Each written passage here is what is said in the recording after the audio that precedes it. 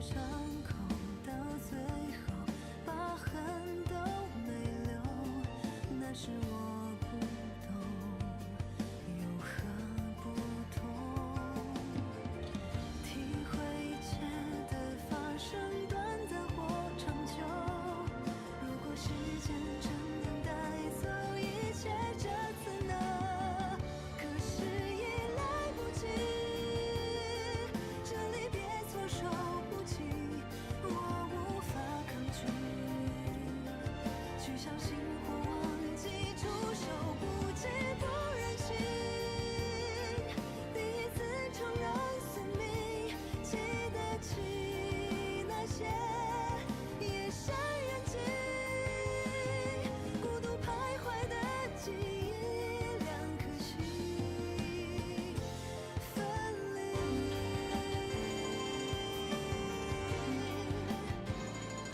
错觉轮转回心，抽离。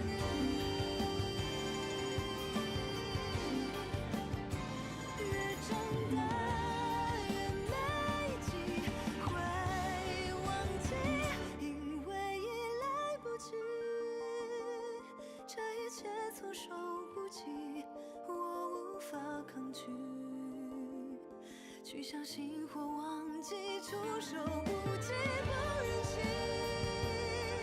第一次承认宿命，记得起那些今生细雨，越发清晰的回忆，我们曾相遇。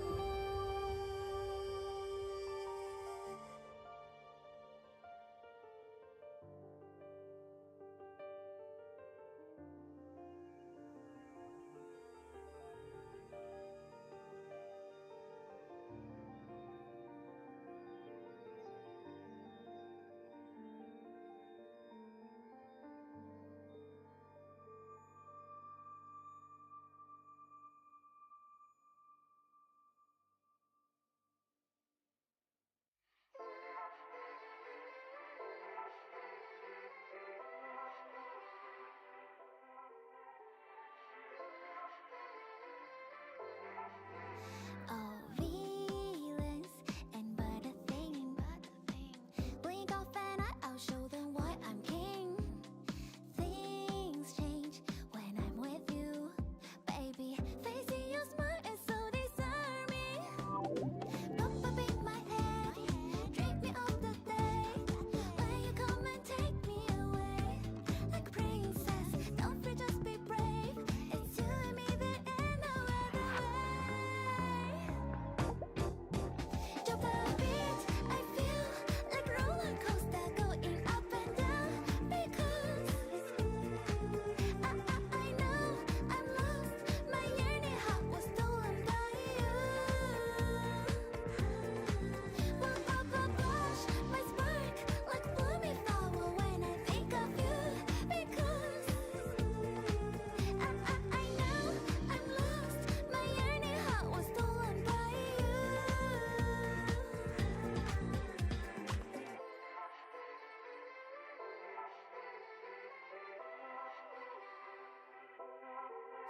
Yeah, plop throughout my hair. Yearning me more than friends. Boy, the play pick up poo, pick a little bamboo's gonna lean my way to you. Baby, since the last time we spoke, it's been so long. I miss you. I'm local, but hope you don't know. Pop up in my head, drink me of the day. When you come and take me away, like a princess, don't fear, just be brave. It's you and me, there ain't no other way. Do I seem like I'm not supposed to be? Written a sugary and dreamy love story. You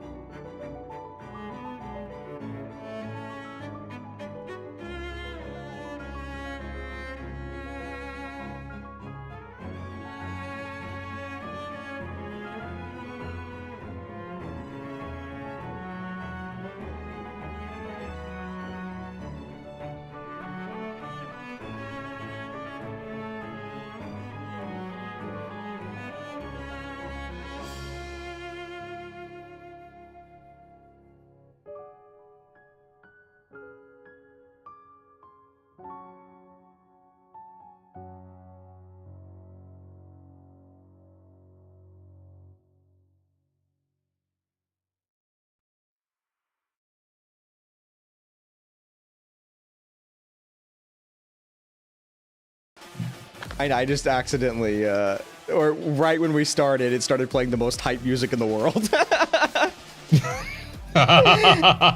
This track is literally called Perish Together, by the way. Oh my god. Okay, chat, hello, we're here. I don't know why it took so long for me to get my little... You saw it. You joked about it connecting for 17 million years, but we're good now. So let me put this on a little bit more vibey music than straight dubstep. Which I don't remember which boss fight is this, lads. Oh, there we go. Now we have some vibey music. Anyway, I'm immersion breaking stream. They're already see. Oh god, face cam. Oh yeah. Yeah, you're a PNG tuber. Oh my god, Comfy Blue is human. Yeah, Comfy Blue is human and handsome and also frozen now. Yeah, you got hit by Yo-kai real quick. He's muted. Oh, I'm muted? You're muted? I shouldn't be. You're definitely not muted on my end, that's for sure. Now we're good? Now we okay? A-okay? Yes, sir? Good now. Good now? Ah, there we go. There we go. There we go. Yeah, it was on my end because I'm dumb. Well, Very welcome in, nice. everybody. We have another episode of Fairy Radio. Holy moly. We do these every... I don't know, whenever the eclipse happens. So it happened in 2.8 and now we're doing another one. So A lot more often, it seems. yeah, crazy. Is that crazy? So 2.8 was crazy as shit. And there's a lot to talk about. So chat, we're just gonna be vibing. I'm gonna be so for real with you. There's gonna be a lot of times that I will not read you. So don't be upset when I don't read chat. Just yell at me like you normally do, and then we'll figure it out. But if you have things to talk about, then let us know also. I made a little bit of a list. Comfy made a little bit of a list to talk about, and I was thinking that we could just like bounce between the things. My list, however, is really dog shit. I just wrote down like I watched my entire playthrough while I was at work and just wrote down things that were a little interesting to me.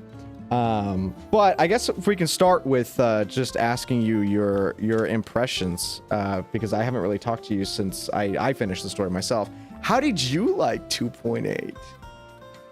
It wasn't urban enough, actually. Yeah, we didn't true. have any collabs. We didn't have any. Yeah. Like the fact that we didn't see Remiel pull up with like a new pair of Tims. Yes. Like, when she got the change. No like, if Supreme. She didn't get the Yankee, no brim, no Supreme, no brand placement.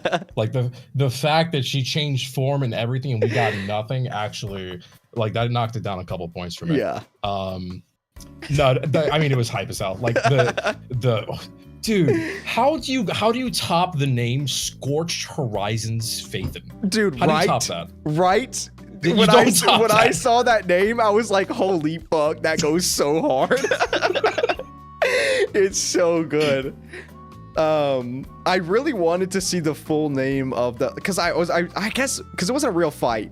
Whenever they switched from the mech version to the like actual, ethereal version.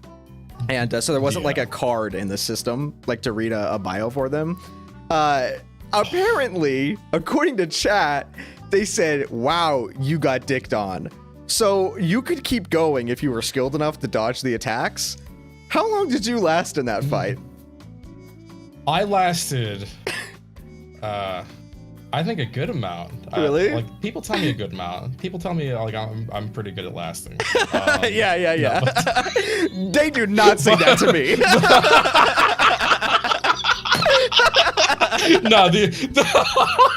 No, I got up to like the plunge attack. Like I think it was like the forced like eject. It was because he does like a huge plunge. Doesn't matter if you dodge, like you're cooked. Okay, that's what I got cooked by too. So maybe chat lied to me. I have no idea if that was actually true or not. But yeah, I did not. It was like 30 seconds maybe, and then it was not long. over.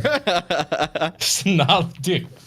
The parries themselves, when they split midair, I could not. Like, I was already done. Like at that point, I was like, okay, we're not winning this. This is scripted. We're not winning. Yeah, when I saw them separate like that, I literally went, "Oh fuck! What are they doing?" It was so good visually. That stage too, with the eclipse in the background and like them perfectly being in shot. That was, oh my god, it was so goddamn peak. Everything about that was too good, genuinely. Even the birthing scene playing back to like when it first transformed.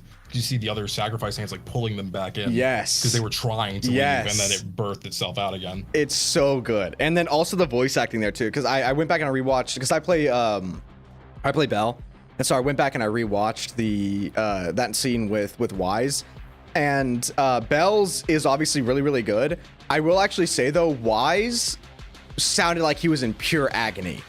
Like that was, it was such a good performance from both of them. And my god, Promia throwing the Orlob by being like, we need to retreat, but my instincts tell me if we don't kill this thing now, we're so fucked. Yeah, dude.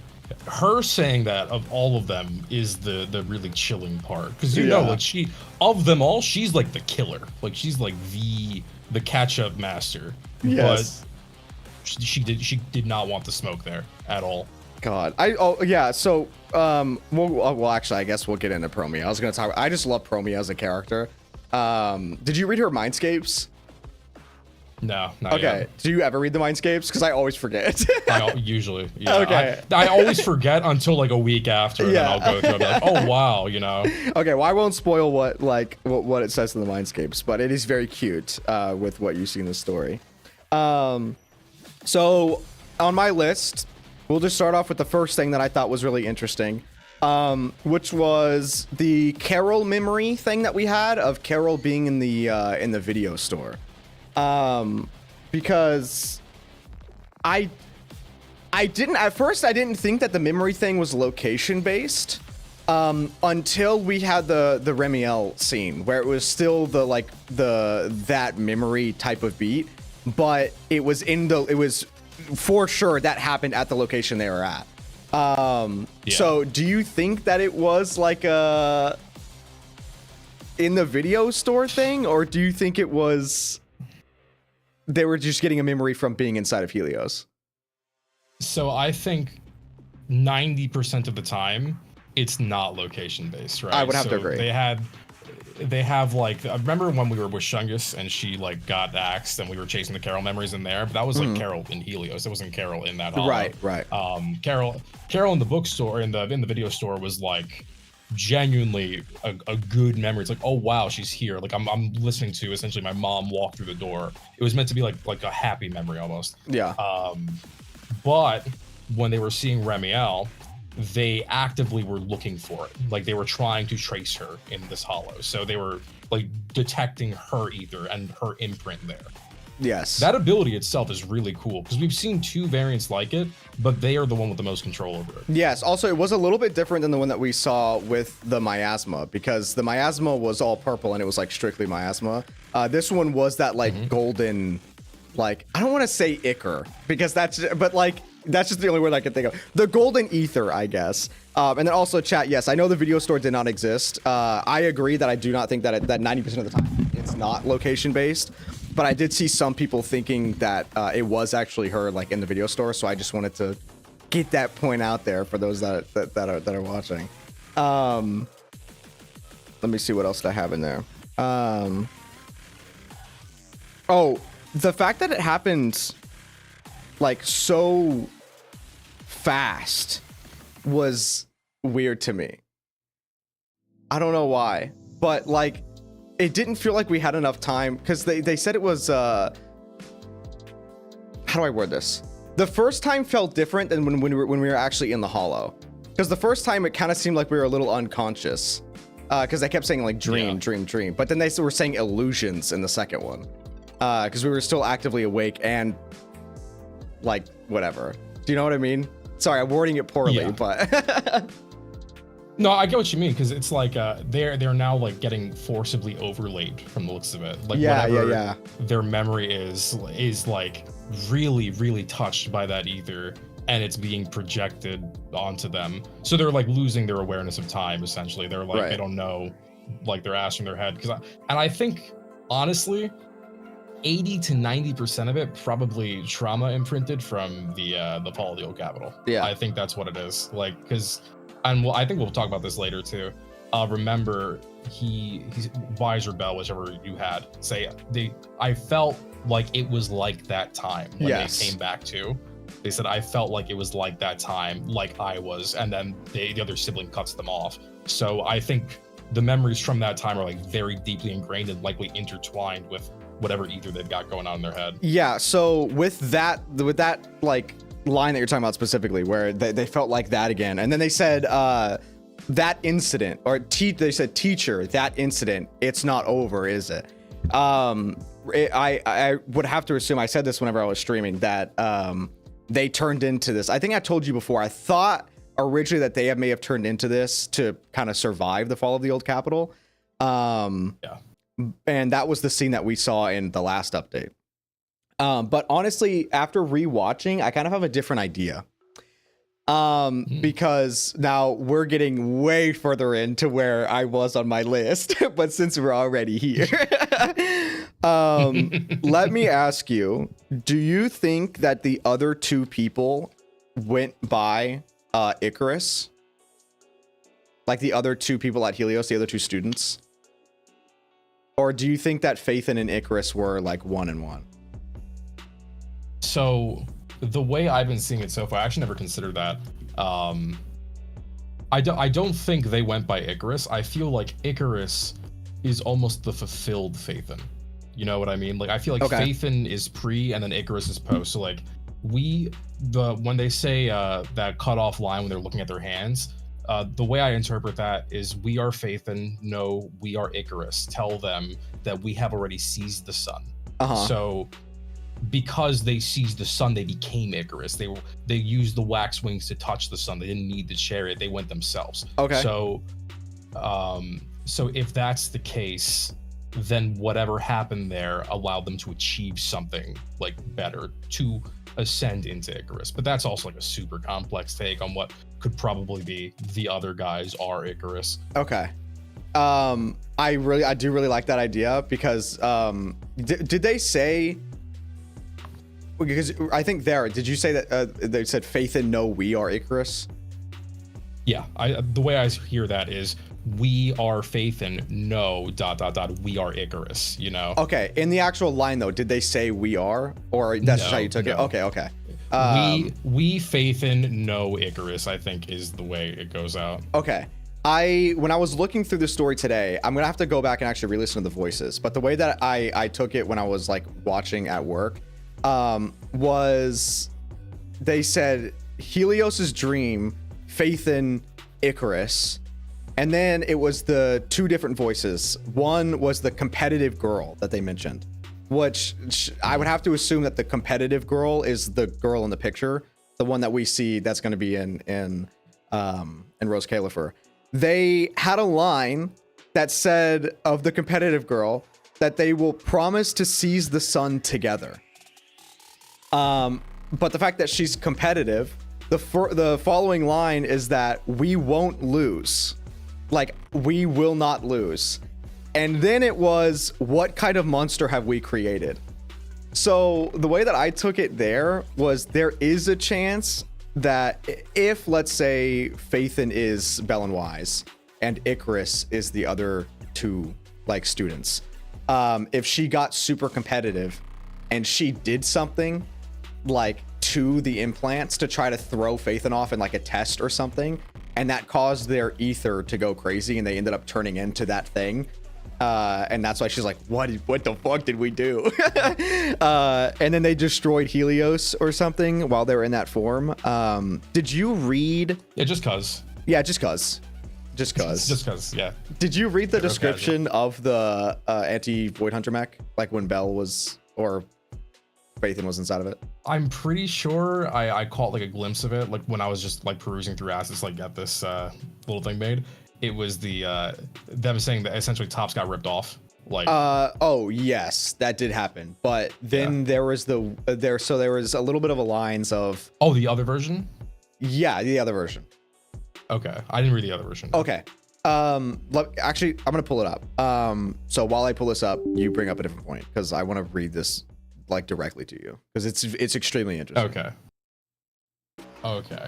Well, on that note, I feel like the other way we can interpret the competitive girl saying what kind of monster we created is they parted on bad terms. Like their version of the photo was fine. Our version of the photo has it singed and like crossed out, right? Yeah. So if during the fall, the other two were kind of like with Carol saying like, listen, we do have to let the Exaltist in here. I get where she's coming from. And then Wise and Bell are like, what the fuck are you on? Like, are you for real? And they say, yeah, we're for real. They push them to the limit. Then, they go nuclear. And when they see that, it's like, oh man, what have we done? Okay, I do like the idea of them agreeing with Carol on letting the Exaltist in, because it is very interesting that, because that was another point that I had, was that they probably felt betrayed on either they got pushed to the limit by the other two and they turned into that, and that's why they ended up crossing them out. And I'm curious on if the other two feel regretful for that or not, since their picture is still intact. Because at first I wanted them to be like an actual like rival, but I don't know if they're gonna be like mean. I don't know if they're gonna be mean to them or not. I want like Gary Oak type. I hate you. I hate you. Like from them I really or do, us yeah, to from them. Yeah. I mean, either way it spins. I feel like Wise and Bell are gonna kind of like turn the nose at them. But from them to us, I really want like the we actually walked out the old Capitol and we've been on Rose Califer. Like we're chilling. Yeah. You guys, you barely have a stand. You have like half a stand. Only one of you's got it. We both have one. Come on, get and then then they both hit the post and they both summon their stand. Yeah. I got you. That's their entrance orifarm. I understand. Yeah. I really hope it's like that. I feel though like they hold no animosity. If they do hold no animosity, it's because they completely understood Carol's point, and they know that like Wise and Bell as Phaethon are the one that has to seize this. Like they have to seize the sun. There's one perfected pair of implants. It has to be them. Okay. Yeah. I fuck with that. I do like that a lot. I do have this pulled up now, so I'm going to read this to you. And it was, I'm going to read it from, where do I want to start from? I'll start from here. There is only a suffocatingly familiar blackness, as if long ago they had also lost their voice and weight like this, watching everything plummet amidst the light and heat. Those buried fragments surge upward along the residual flames, the cold glare of the lab table, the sudden uncontrollable force, the faces drained of life. The memories are sickeningly vivid, leaving indelible scorch marks on the mind. Who is calling out? That voice pierces the roar of blood rushing in the ears, briefly striking a faded name and granting their consciousness a momentary respite. Before their sanity is completely incinerated, a choice must be made. Don't bring about another disaster. Go away, leave. Leave. Where to? With whom? To do what? And then it's just ... And then it says, I think we did make a deal like that. We shall catch the sun. And then it cuts, and then there's a quote from the old man holding the lead scepter. To think your original sin would lead me to new heights over a decade later. How ironic, you legacy of Helios.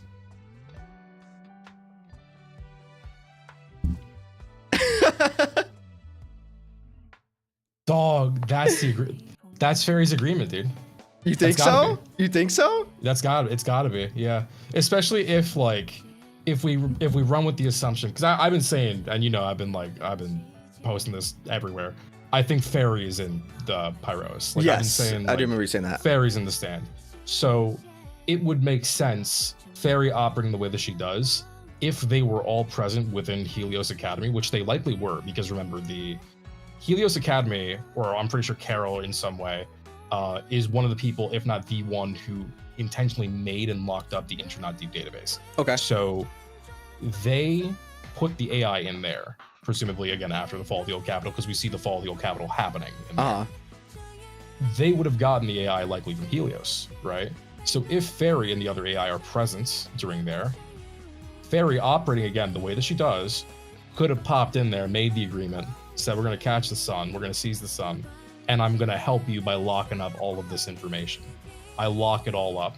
I seal. That's why she says there's things I can't tell you, right? Okay. And it's also probably why we're not like burdened by the immense guilt of incinerating a school, you know? So I do really fuck with the idea that it's Fairy that did that, especially because I told you the moment you came up with the idea that like Fairy could be implanted in the chest of Pyrois, that like that would go so fucking hard. However, I do want to bring back up that it says, I think we did make a deal like that. We shall catch the sun. And then, like I mentioned earlier, in the flashback with the other people, with the competitive girl, they promised to seize the sun together. So, do you think it? Because at first when I read this, I thought that they were talking to a personality that was Pyrois. But I do like the idea that if it was like Fairy or something like that. But even then, we have the connection that they promised to catch the sun with someone. in Helios. Also Timely it could Hari. be a two-parted thing. Timely Hari might go. Hold on, sorry. I know the camera's fucked up on Blue's thing because the way that I have Discord, but I'm just gonna open this up. Hi, Timely Hari. You're really cool. They're very cool. They sent this image that way we could just look at it. Yeah, pop it in Discord, baby. Yes, there it is. It was so yeah, it did say we. PHAETHON ... and then Icarus, and then yeah, Soldier 11 does call us Scorching Icarus. Yeah, which is a crazy pull, you know, from the the dementia-ridden clone. Well, the Seize the Sun thing, it could be on both ends, right? Like it could have been the end goal of whatever program or project they were a part of as like the legacy of Helios.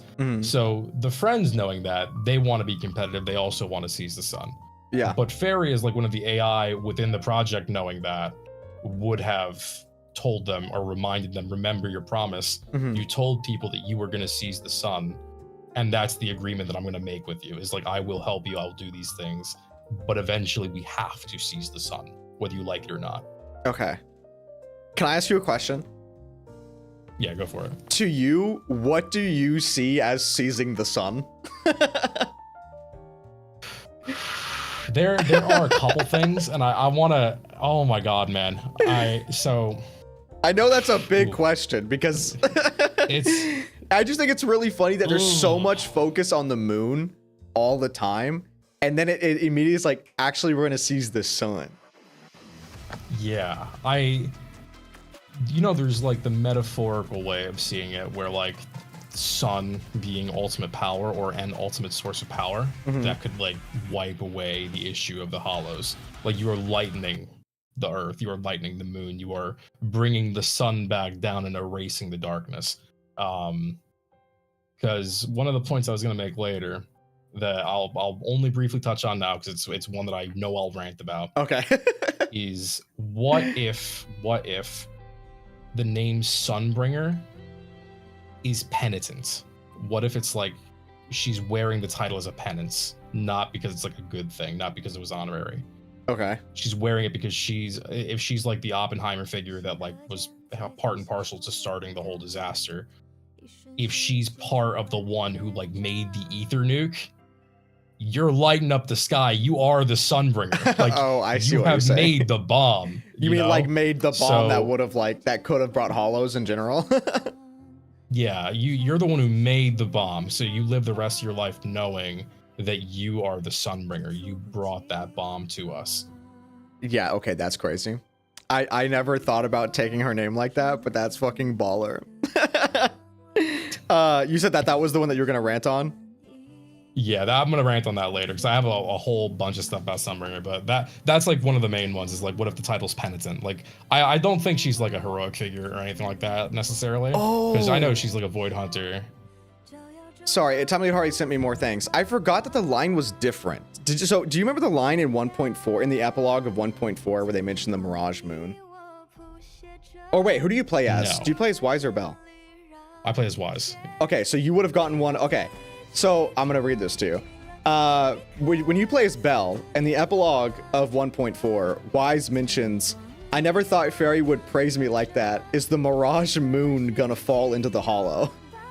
And that was like just a really interesting thing at the time. I did not realize that it was different on who you picked on. Apparently, if you play as Wise, Bell said, "Did Fairy just give me a compliment? Is the sun going to rise from the hollow?" So it's. I remember that one. You do remember that one? Okay, that one. okay. Yeah. You think they call it the Mirage Moon because of the dark wall? I don't know. I think I said that at the time, but they really do not want to talk about the dark wall, do they? No, not at all. They do not want to bring this boy up. They started to, and they teased us so much. They're like, "Oh yeah, you're gonna get it. You're gonna get it, son." And then they said 2.0 came. No more Lost Void. No more. And again, they say we brush up against the truth. Yeah, they brushed did up say that. against Yes. the truth. Do you think we know? And she says, and Promia says Man. no. Promia says not at all. Maybe they don't know. Yeah.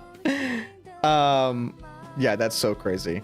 I do think if we fall from Rose Califer, by the way, I want us to fall into the Dark Wall. Me too. Yeah. Like that would probably be like Minecraft survival style. Like we gotta figure it out. Like just dump us in there. Nothing. No agents. No nothing. Yeah. Give us maybe half a Pyroas and like a pickaxe. Dude, that would be. Can you imagine the entirety of season 4 survival mode inside of the Dark Wall? Yeah. The game's lost its identity. We're not the city. There's no urban. What the hell? No, that's actually when we fall into the Dark Wall and we water bucket with a fissure, and instead of teleporting somewhere else, we teleport through time, and then we go to the fall of the old capital and we witness it. Yeah, trust me, that's season 4. I know. Can you see it? We're not schizo posting, I promise. Don't! No time travel! Get the TARDIS out of here! Leave it in Rose Califer. Okay. You want to talk about time travel? Dude. Let's talk. God, okay, bro. no. I think you know what I'm going to talk. Remiel being actually the one. Yes? Oh my god. Yeah, Instead of a descendant. Okay, can I tell you what I think happened? Assault with a blunt object. Oh yeah, okay. I want to hear your take. Okay, I feel like we have a really solid one. genuinely did not know what like how she would have lived that long, right? But the fact that I have it in here multiple times, like she wants to know, she doesn't know if she'll be back again. She wants to know what people's thoughts are on the old era. She had no idea what the fuck? What did I write here? Oh, nitro fuel. She had no idea what nitro fuel is. Like like Coco said, she keeps asking things that should be like so normal obvious. Knowledge. Yeah. Is she trying to make my job hard? Yeah, she's trying to make my job hard. I love Coco. I didn't think about this until today. She totally, like, what if she feathered herself? What if she literally just turned herself into the statue? We're in the same boat. Okay. Yep. I do think that that's what she did. Because if aging, right? The way that aging happens now is your cells, like, slow down and they can't, like, recover, right? That's, like, the TLDR of why you age. But if ether is so ingrained in people's bodies at this point, that if she can freeze all of ether and it just freezes all of their cells, then she turns into a statue. And they do also mention in one spot right before it seems like she's talking to the like robot Carol, right? It says she's standing still like a statue. And now that could just be, you know, obviously a normal descriptor of like she's standing still. But every single time we see what? Oh, the statue thing? She picked up a statue from San. Oh yeah, and she said it reminded her of her. Yeah. Yeah, everything with her, everything with Mem is assault with a blunt object. Like they could not be more obvious. Like it's just they're like, yo, you thought that she was a descendant? Let's fix that real quick. Yeah. Let's fix it real quick. I do, and I was like, they're landing on a little thick. Because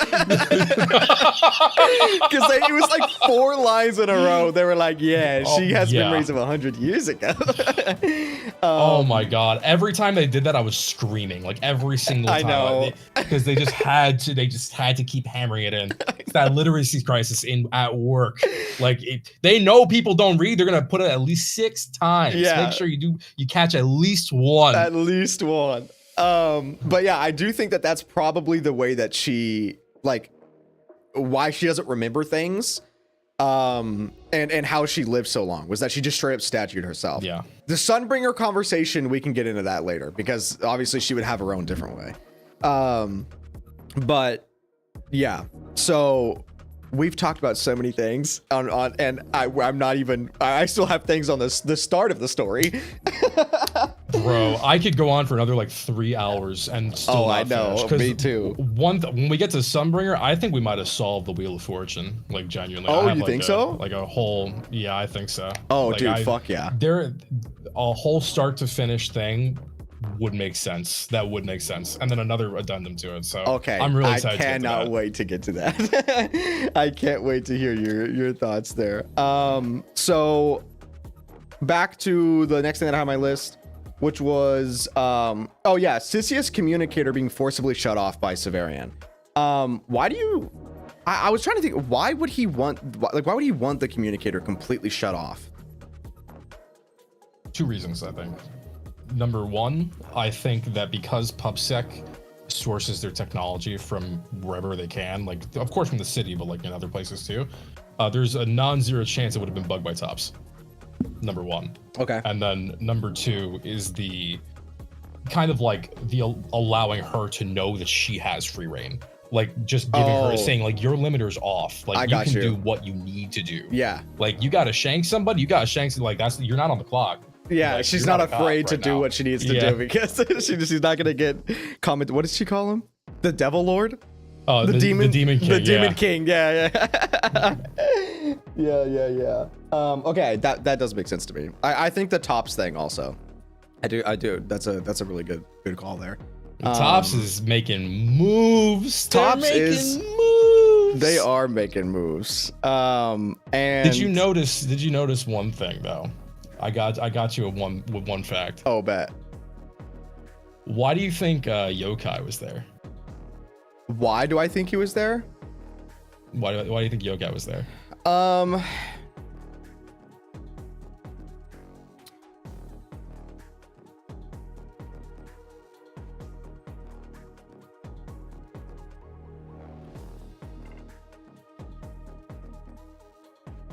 I think my original thought was that the dude with the lead scepter, right? Because he's the one who has Yo-kai, or is partnered with Yo-kai right now, was that they originally wanted to try to push PHAETHON to a limit. I think they didn't know how PHAETHON got into the form that they inevitably go into. Specifically because of the description that's here. An old man holding the lead scepter, saying, "To think your original sin would lead me to new heights over a decade later." I think he was trying to push them to get to that point by using all of the clones. But like Yo-kai said, he didn't expect Billy to have the Starlight Knight upgrade. Even though I do think Promia could have handled it on her own. But they were tipped off by somebody that Promia specifically was going there. So there is somebody either within Krampus or within Tops that is getting their information, which it could just be him using Yo-kai to hack into all of Krampus's stuff and like knowing. But what is your take? So remember how many times they've mentioned that very specifically Rusty Cliff is the one sending all the mechs into the hollow. Yes. And all the weird ones, which are like the Remiel clones, whatever. Very much so, yeah. and we know that Yo-kai is allied with the older dude, right? Very distinctly high ambitions. This is Yo-kai correct, yeah. was snooping, dog. He was snooping. Oh, you think you think he just went in there? They're not supposed to know. And Yo-kai is the only one who can like transmit the information and not the hollow. He can like hop the mechs in the hollow and then just leave. And yeah, like he did. Hey, they messed up. They messed with PHAETHON, and we saw him like go nuclear. And this is how they did it. And if Yo-kai was either monitoring the situation like from the other mechs, or had like a little bug in the mech that got absorbed, he knows exactly how all the stuff plays out now. Yeah. I have another question for you, because I do agree. However, I don't think that it's just Yo-kai that's able to get the information, because Valina and Norma knew. Because they said that everyone, like, they said the biometric data through legal means. Which, to be fair, I think the way that they got it is Sunbringer. I'm going to be so fair. I think Sunbringer has a direct link to the data from the implants. And she's just been, like, watching through the entire time. Like, I wouldn't be surprised if she's been spectator mode. Dude, the crazy bit is I didn't realize, I don't know why it took me so long to realize this. Who the hell do you think taught Lycan how to fix the HDD? It was Sunbringer. The mayor's connected to Rose Califer. Sunbringer's like one of the only people who's gonna have any knowledge of how that thing works. It was a bespoke piece of technology made at Helios Academy. But here's the thing, how long ago do you think the assassination attempt was? Because they said that she's like somewhat okay right now. Like that the assassination attempt was somewhat successful. Because I don't feel like that the upgrade would have been that long ago. So I don't know how long Remiel's been active. But if Sunbringer's been like active less than a year. It's got to be less than a year. Yeah. Because we know there's like, they have the 2-year light festivals, right? And then Remiel's only showed up recently, like after this most recent one. So if we take it as like the first chunk of the story happening within the first year, then they would have taught him around then. And then Remiel does the assassination attempt. Okay.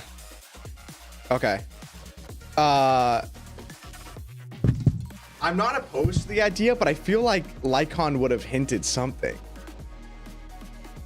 He's a good butler, man. He's a good butler. Yeah, he is. I mean, literally. He's got like 4 different muzzles. He's got the muzzle. It's like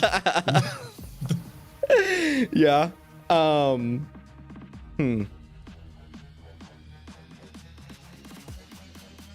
And we also have to remember Roxy and how she's probably tied to Gorin.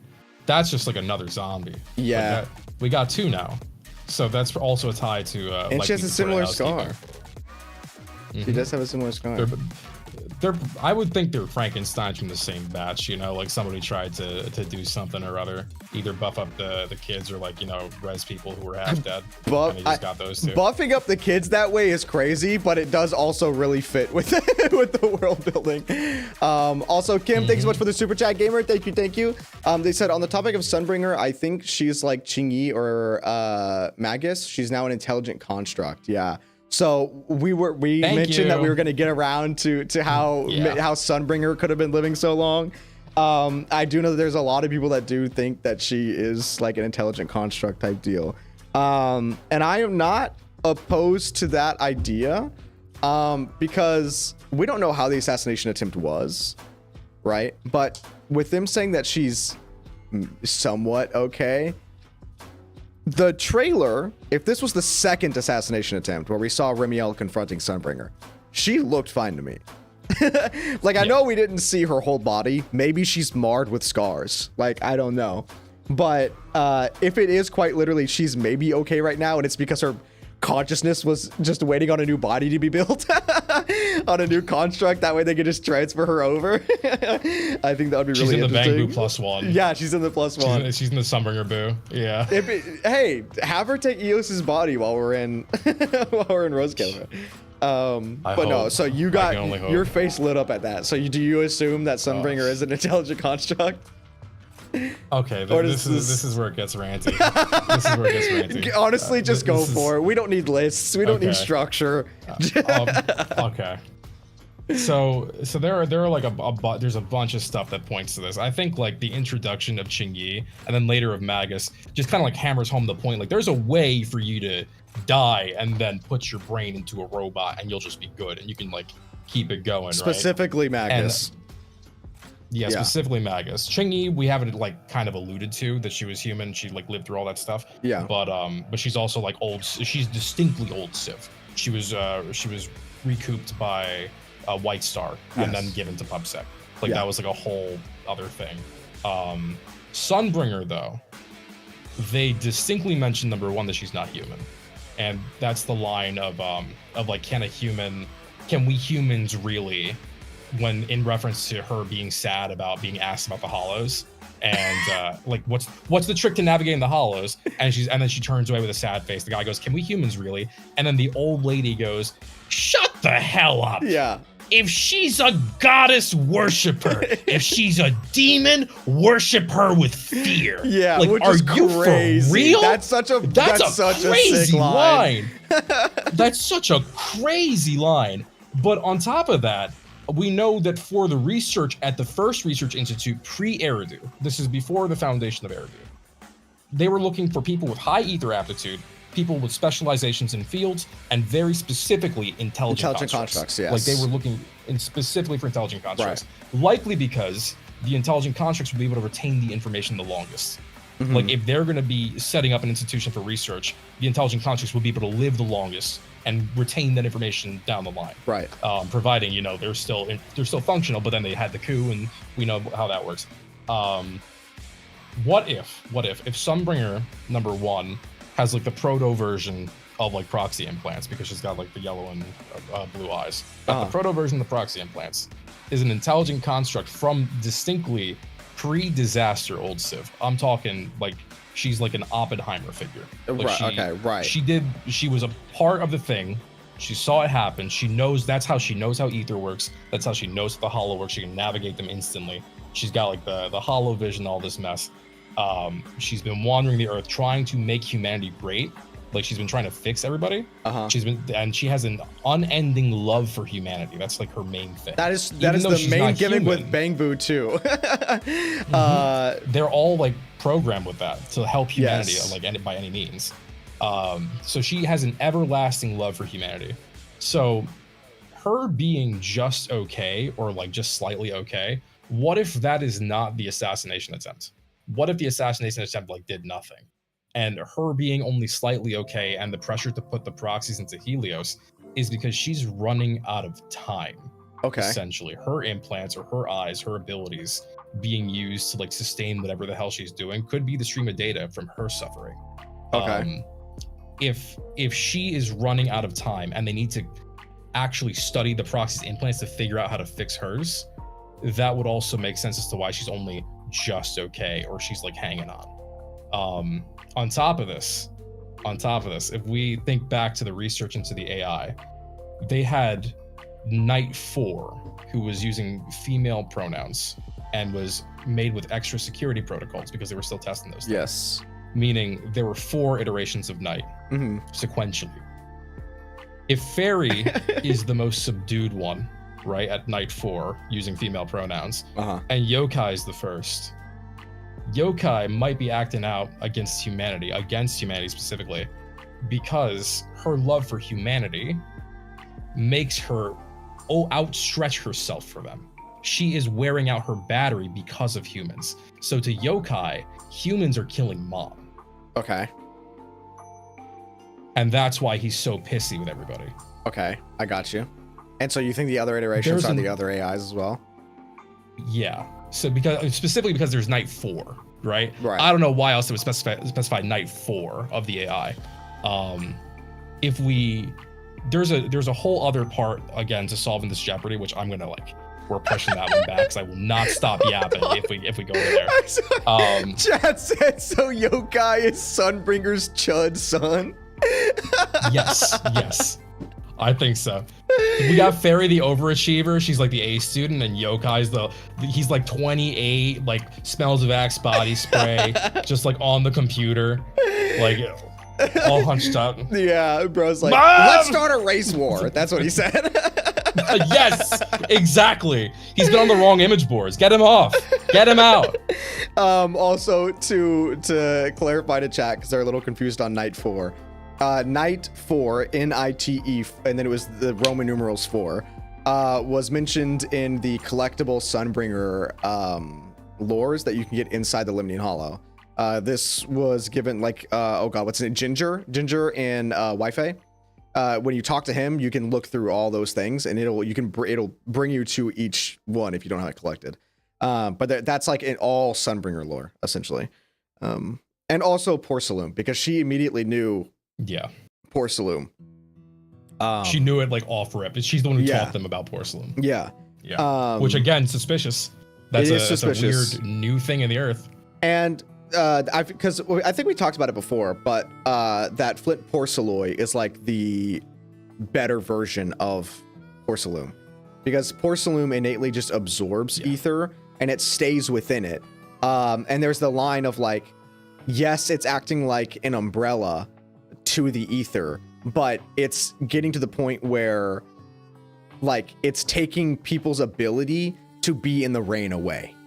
Because right now, being able to be around ether is building up a little bit of durability, and that's what ether aptitude is. But if you are constantly around Porceloy, it lowers your ether aptitude to the point where like you can't be in anywhere near ether. But Flint Porceloy is different. Flint Porceloy doesn't absorb ether, it balances it. So it's like, it's just like the better version of what it is. Real key word there. Wherever you heard that before. What, balance? Or what? The balance, yeah. That's the Qingming sword. Oh. The Qingming sword has two very distinct forces inside that need a third party in order to balance it, yeah. And that's why my theory is that the Flint Porceloy is like the material needed to make a Void Hunter weapon. Yeah. Because if you need the essentially like an ether vacuum, right? Like you are getting like the most pure form of Porceloy, and then getting like a really highly dense corrupted material, which would be something essentially with like an entity in it, right? Like like tailless, like the Qingming being, whatever. You mesh those together, you get Flint Porceloy, which is an alloy of like Porceloy, right? And then through whatever forging method, you seal the thing in there. Yeah. And then you have a Void Hunter weapon. And the issue with that is when we see creator Sarah, she's way scarier now. She's way scarier to me.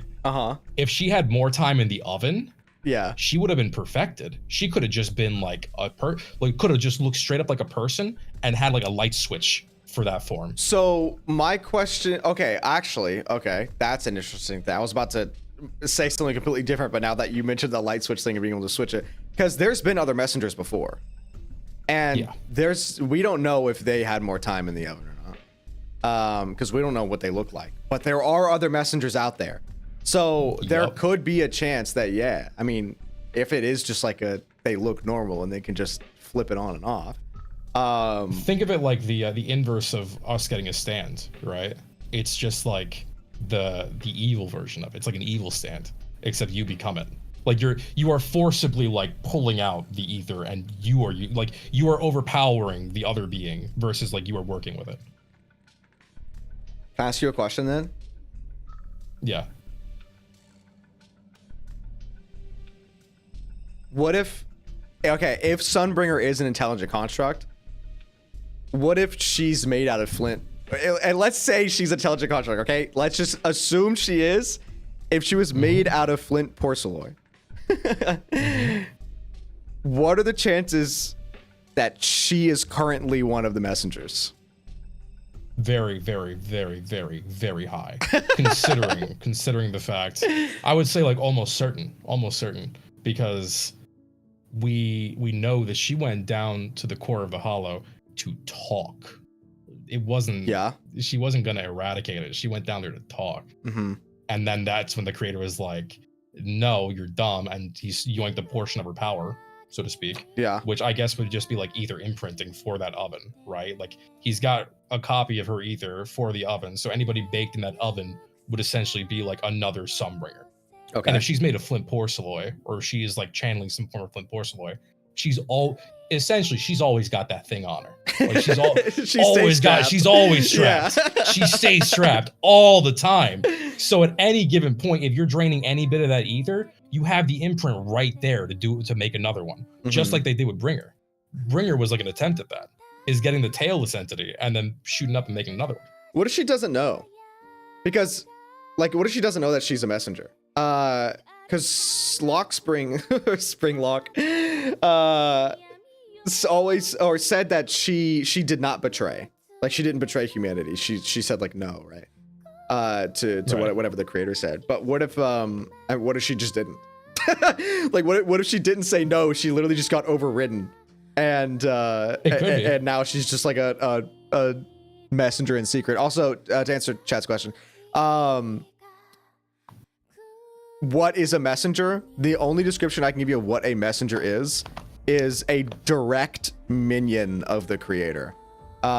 It's like an unfinished form of the creator coming back in full, essentially. And the mayor mentioned another messenger, meaning that there have been others previously. Yeah. Another one. Another one. Yeah. Another one. I do really like, so you're gonna turn that into a video, right? Excuse me? You're gonna turn that into a video? This whole Sunbringer thing? As like its own deal? Dude, your long form content slaps. I don't make videos, you make videos. I just stream and go, oh, it's doing cool. But you actually come up with cool theories. Yeah. Dude, I'll do that another 1,000 times. Make it into a long form video. I promise you it'll bang. Trust me. I really want to do something about Sunbringer in specific, because I did like the whole 2.5 one, and that was like there's still so much that we don't know about Sunbringer. I guess like maybe solving the Jeopardy will be like its own whole thing, because there's a whole other theory that I'll break here, and I think I've touched on this with you before. Is the Ariande's thread theory, right? Oh yes, yeah, you did talk about this before. Yeah, the Ariande's thread being the Interknot itself as a unit, because if we look at the new day meaning for Ariande's thread, it is a series of puzzles that give you answers to other puzzles and that lead you to other puzzles that eventually come to a conclusion, right? So if we take the information that's in Interknot and all the things happening after the fall of the old capital, it is a breadcrumb trail going back to that initial source of information, where the password to the Interknot or the depths of Interknot was the myth of PHAETHON, if that's the case, right? Okay. So if the password is the myth of PHAETHON, we can look at the Interknot as a freaking yarn ball, and that's why it's the Interknot network, because it's all the thread tied up. Yeah, I fuck with it. Sorry, Kim, thank you so much for the super chat. Thank you.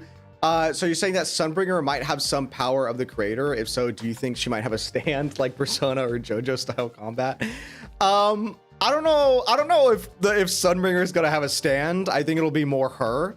Like she like actually turns into the thing as opposed to having a stand like the PHAETHON would.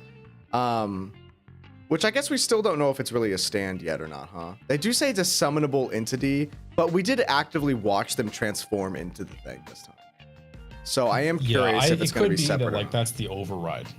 You know what I mean? Like that might be the override. Like what happens when you become a messenger is like you like the being like what I thought happened here, and I'm not sure if you agree with this, is it wasn't like anything from the mech, it wasn't anything from anywhere else.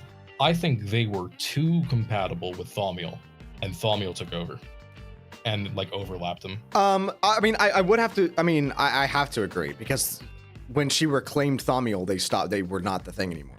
Yeah. And that's the old friend that she was like talking about, because remember, these things are entities. So I think there's a lot of conflation, her saying, oh, my old friend, like talking to PHAETHON. I don't think she was talking to PHAETHON. I don't think she was talking to PHAETHON either. But yeah, she was talking to a person though. Like, I guess I'll ask you that. The person visage illusion thing that she was talking to, who did you think that was? Because a lot of my chat was saying that they thought that it was the purple-haired girl from the lore trailer. But I don't. It could be. I don't think it was. But do you think that the beast inside, assuming every Void Hunter weapon has a beast inside of it, which I would have to assume there is, do you think she could just bring the beast out in its own form like that, or? I'm gonna assume that it is under very like specific circumstances, like you are in a hollow and it has air to pull from and it's still partially sealed within the weapon. Like it's gonna be like some combination of all those, and then it can like manifest as like a being. Because remember, we only see the Qingming being in the Qingming realm, right? We also, like Chungus Blanco is not the Qingming being. Right. That's like the other issue. And then Talus never comes out. It's only the little Talus is only guy. in the hollow. The little guy also doesn't Yeah. show up unless you're in a hollow either. Yeah. Exactly. Yeah. So the Qingming bird has a physical body. Yeah. Is the issue with it. Like that is it is made of, like, it is within the ink. And you can argue that it is a partial entity, because I think the Qingming bird is probably a chip off of the Qingming being that only contains the memory of Yizhang. Like that is the because she was using all kinds of curse techniques on that on the Qingming sword. So I think she just kind of like chiseled off a little bit, and then that's like her sister essentially, because we see again the sister being the one talking when it became the big bird. But all of these things having a being, meaning that like it can only manifest in the hollow. And if they are the original Void Hunters, they probably had a far better relationship with these things than any of us do now. Yeah. By like a pretty wide margin, especially if she's one of the three who pushed back the dark wall. Yeah. Yeah. I would really like to start going into the dark wall just a little bit. Like just a little bit more, please. Yeah. Sorry, first while you were explaining that, my mind was going for the possibility that maybe that she was talking to Carol. But I don't know if the timeline makes sense for that. Because that would have been, I don't think so. That would have been when she put when they buried Thaumiel, right? 100 years ago. 100 Which plus years ago. which was 100 plus years ago. The other options could have been RK, because we don't see their face, right? The last one. But they were wearing a, I mean, I guess so, but it looked like a feminine figure. I mean, they could just be doing that to throw us off. I mean, it could be, that could be like a big red herring. Maybe RK is just like hops into whatever body they feel like, you know, like I'm feeling like it on a Tuesday, Wednesday, you know, we go big and burly. Thursday, I want to wear a dress. Right? Yeah, like there you go. Whatever complements the fire on a given day. I think her friend from the illusions is inside the weapon. Oh, like you think she was literally talking to Thaumiel. But she says if I turn into, which this was another thing that I thought was interesting, was when she said it so confidently. She was like, first of all, she said, quote, if I die, like as if it's not, like she's not going to normally die ever. And then she's like, I'm a Void Hunter. I can't turn into an ethereal. What? Like that's some foreshadowing. Like wait, I guess I never thought about the fact that maybe they just are more inept with ether, but like I assume that if you push one enough, a Void Hunter could still turn into an ethereal. She absolutely could still. I think she's talking real big. She's like, oh, silly, it can't happen to me. I'm too romantic and memorable. Oh like, yeah. So you're saying she is gonna turn into one? I mean, there's like a non-zero. Listen, if anybody's dying, mark my words, it's Sunbringer. I'm putting it out there right now. Like if anybody's dying in any capacity, it's Sunbringer. And that's where I'm breadcrumbing it right now. I would have to agree. However, I would actually like to see them both die. I would like to see it like a mutual thing. I'd prefer it. Yeah. Okay. Is that because you prefer none of them being alive? None of the original ones being alive? I don't know. Because I'm gonna have to agree. I don't know. There might be a little bit of bias. There might be a little bit of bias. There might be a little bit of bias, but you know. Ah, man. Who could say? Who could say for sure? All the trust events, they're still playable, guys. And all the trust events is them going into the hollow and talking to an ether version of them. That's what it is. We get like Ether the big hangouts. old orange, like Phaethon can now project the orange vision of him. It's like, Yeah, oh well, yeah, you're, like in you're Hari. kind of around, like Like in Hari. like in can. Hari, or like Dialin. Oh, There we that's you're gonna go we're to gonna your Pepe die- Sylvia this. You're gonna- We're gonna- My girlfriend literally just explained to me what the Pepe Sylvia thing like actually was, because I didn't know the actual context of it. I just knew that it was like a crazy dude. I didn't know the bro was literally illiterate. That is so funny. Oh my god. Yeah, no, I would like to see Remiel suplex Sunbringer and they both break their neck. Because I'm gonna have to agree. I would like neither of them to have been alive. I'm not opposed to the, you know, I just think the Descendant thing is so much cooler. I really do. It is, because it is. If they're gonna do it for one of them, they're gonna do it for the Falconhane lady. It's gotta be, right? Or maybe like, you know, now that I'm thinking about it, our friend has purple hair, right? What, Promia? Not Promia, the other chick. Oh wait, from Helios. Promia's is more blue. Oh, Yeah. I see what you're saying. Yeah. Yeah, you're the right. chick Yeah, from she Helios does. is purple hair. That might be our like token descendant, and then, you know, a big robot guy is not playable, or if he is, like, there's gonna be like a little girl in there. It's gotta be. No, not again. Not again. You can't do this. You understand how much shit this game is gonna get again if that happens for another time? To write that check back at the community, they have to make Dan playable, but he's got to have like a Yankee and some Timbs on. Like nothing. He's got like the whole old outfit. But he's got like a Yankee, some big fat Timbs, and he shows up and he goes, "Yer," and that's his intro. The game's urban again. We're getting our identity back. The year. Tommy and Hari brought this up, and I always assumed brought up the Milanoe event. So I always assumed that the reason why Miyabi's Void Hunter weapon was resonating with the Radiant Core inside of Milanoe was because I thought that maybe the cursed energy or whatever was from that hollow. Like if we go with the idea that I mentioned where each Void Hunter weapon comes from a specific hollow, then hers would be from the Persinus, since Milanoe is a companion hollow of Persinus. But Tammy and Hari just mentioned, do you think Tailless resonating 1.4 was actually a Tailless resonating with Thaumiel, since it was buried inside of Milanoe? Could be. Because I don't know, I think the interesting thing is that it resonated specifically with the Irradiant Core, and the Irradiant Core is not there anymore. Did you notice that when did you look for the Irradiant Core when you were in the hollow? I looked around and I saw it was only black and white. I didn't exactly look for the Irradiant Core because I had assumed that it just wasn't going to be there because this is like a different companion hollow. I don't think it is a companion. I don't think it is a different one. Because when you go in there, Bell says, I conducted research in this hollow.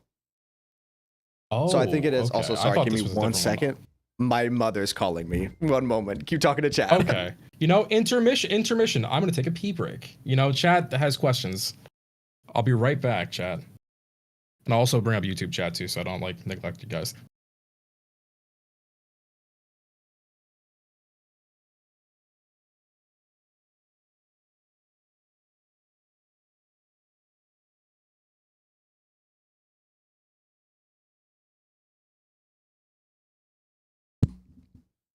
Where did bro go? Where did bro go? Did both of the hosts leave you? I'm back. I'm back. Chat, you don't have to talk with chat. Okay, I know we are all over the place. I know we're all over the place. Are you guys having fun? Do you have any questions or concerns now that I have time to read you? Do we look schizophrenic? Pee break? Oh, okay, I see. I see. Bathroom. He ran away. It was a quick call? Yeah. Slightly schizo? I don't think so, actually. I don't think so. Too many questions.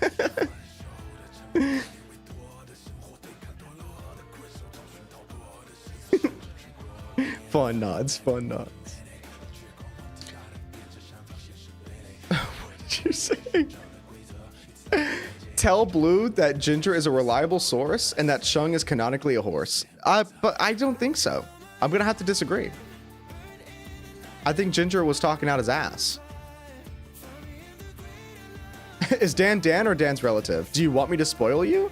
You said you haven't played it yet. I mean, I can spoil you if you want. Okay. If you want me to spoil you, 3, 2, 1, you're gonna get spoiled. Dan is Dan, not a relative. Who's Ginger? Yeah, that's... Chat wanted me to tell you that object. Ginger is correct and that Shungus is a horse. Yeah, I would have to disagree. We have such... We see a horse. We live... I'm so vindicated. You know how many people have been telling me she's a horse for so long? It's like, oh, she's a horse, she's a horse. We see a horse. She's the horse is here, everybody. Yeah. The horse is here. Yeah. She shows up. She's got hooves and shit. And like years ago, like this. That looked you like ever actual seen horse Nakauteke? Yeah, an Nakauteke is like this weird veinous creature. She looks nothing like an Nakauteke. Also, real insane. quick. Home Slice, thank you so much for the super chat, Gamer. Sorry, going off topic, but I'm curious on what you think Carol is planning / working for. We got crumbs that she isn't who the siblings think she is, but now she might be working with Remiel. Yeah, so I guess we can talk about that real quick. And then I will try to go back down the list that I had of like throughout the stuff that I thought was interesting. You would have to agree that was totally Carol in the robot thing, right? Mm-hmm. I've been calling it the Carol Cube. Okay, I think it's more than just the Carol Cube.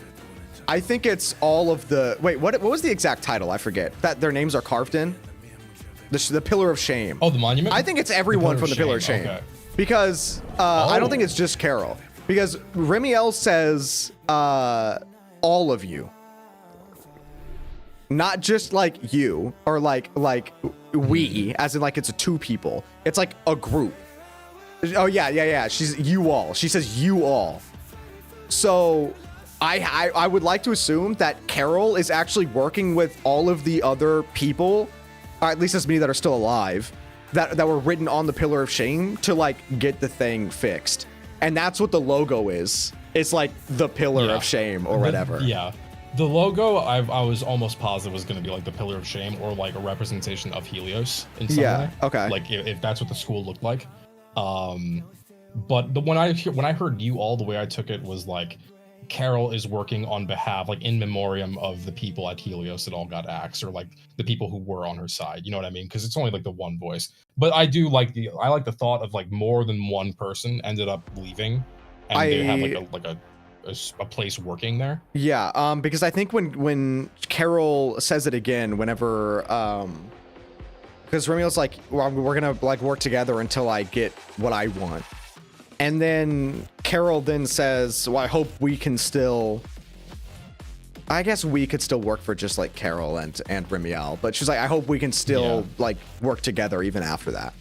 But I think it would be really cool if it is her and the rest. Yeah, the rest of the people who are like the sinners or whatever.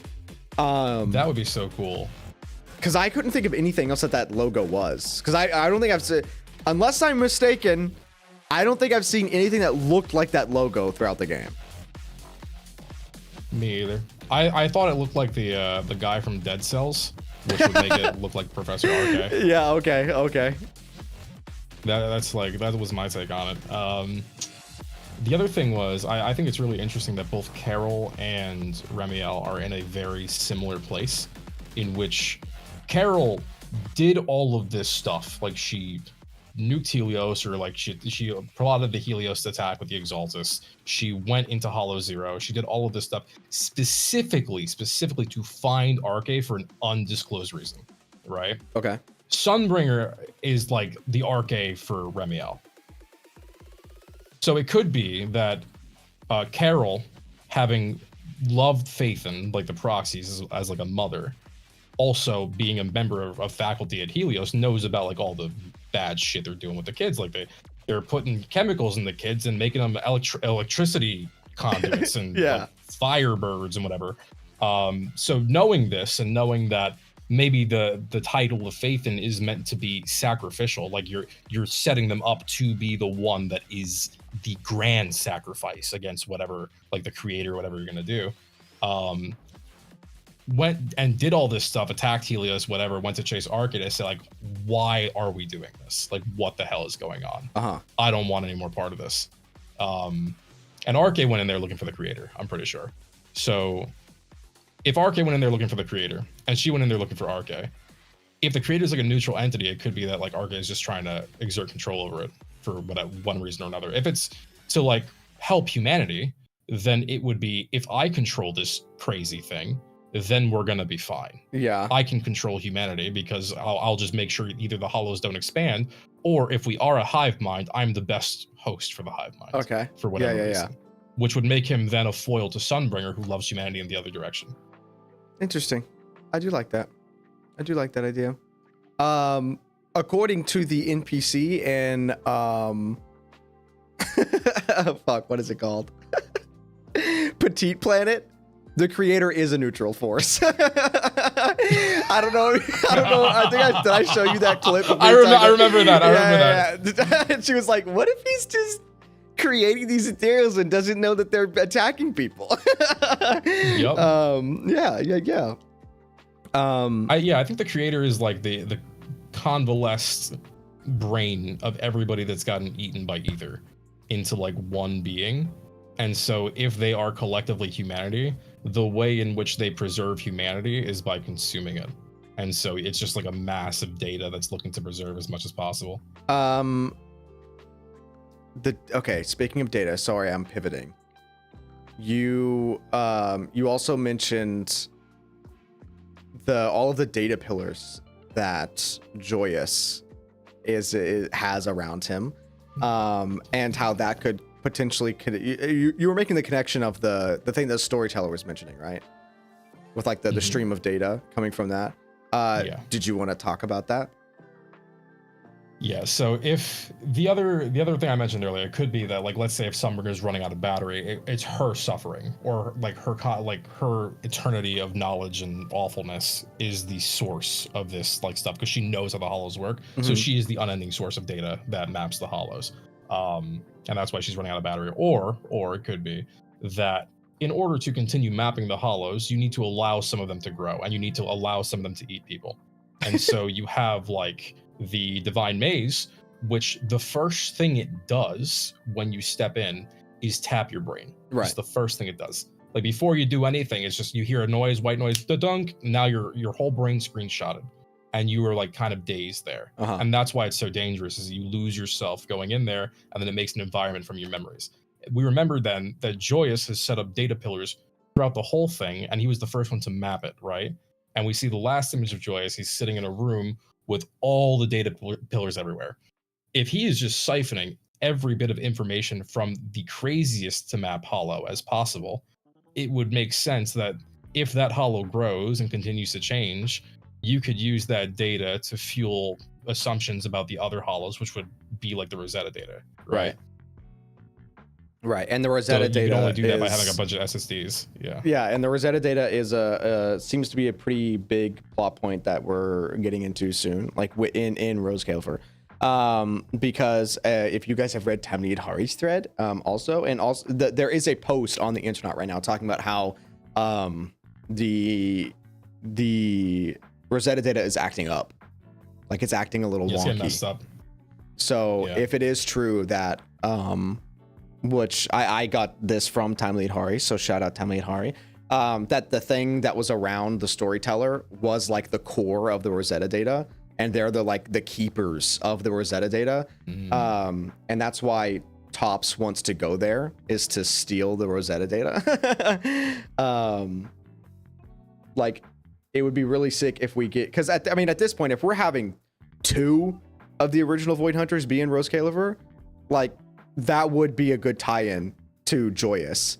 If Joyous is like basically giving all of the data for the Rosetta data with all those data pillars inside of of the Papago Hollow. So bring in another one. bring all of them in. Yeah, actually, let's group them all up together, and then we can nuke Rose Calipher, and that way only the descendants are there. You know what's crazy is, like, if Yo-kai is orchestrating something of that degree, and we know some of these old Void Hunters, like Sunbringer, are intelligent constructs to some degree, They're cooked. He shut off Billy like it was nothing. Yeah. Well, here's the thing though. Billy's just a little silly because Billy's dumb. He put the Trojan as Starlight Knight. Starlight thing, Knight, and yeah. bro clicked the link. like he let Yo-kai in. That wasn't really like he got hacked, I would say. He did let him in. Yeah, he did. He was like, oh, dude. oh my God. Okay, sorry, real quick. Did you talk to the NPC after the game that's in the cinema next to the Starlight Knight board? I think the one that says that he was inspired, the Starlight Knights were inspired by like an intelligent construct and all that stuff, right? Yes. I'm pretty sure it's been there since the movie event.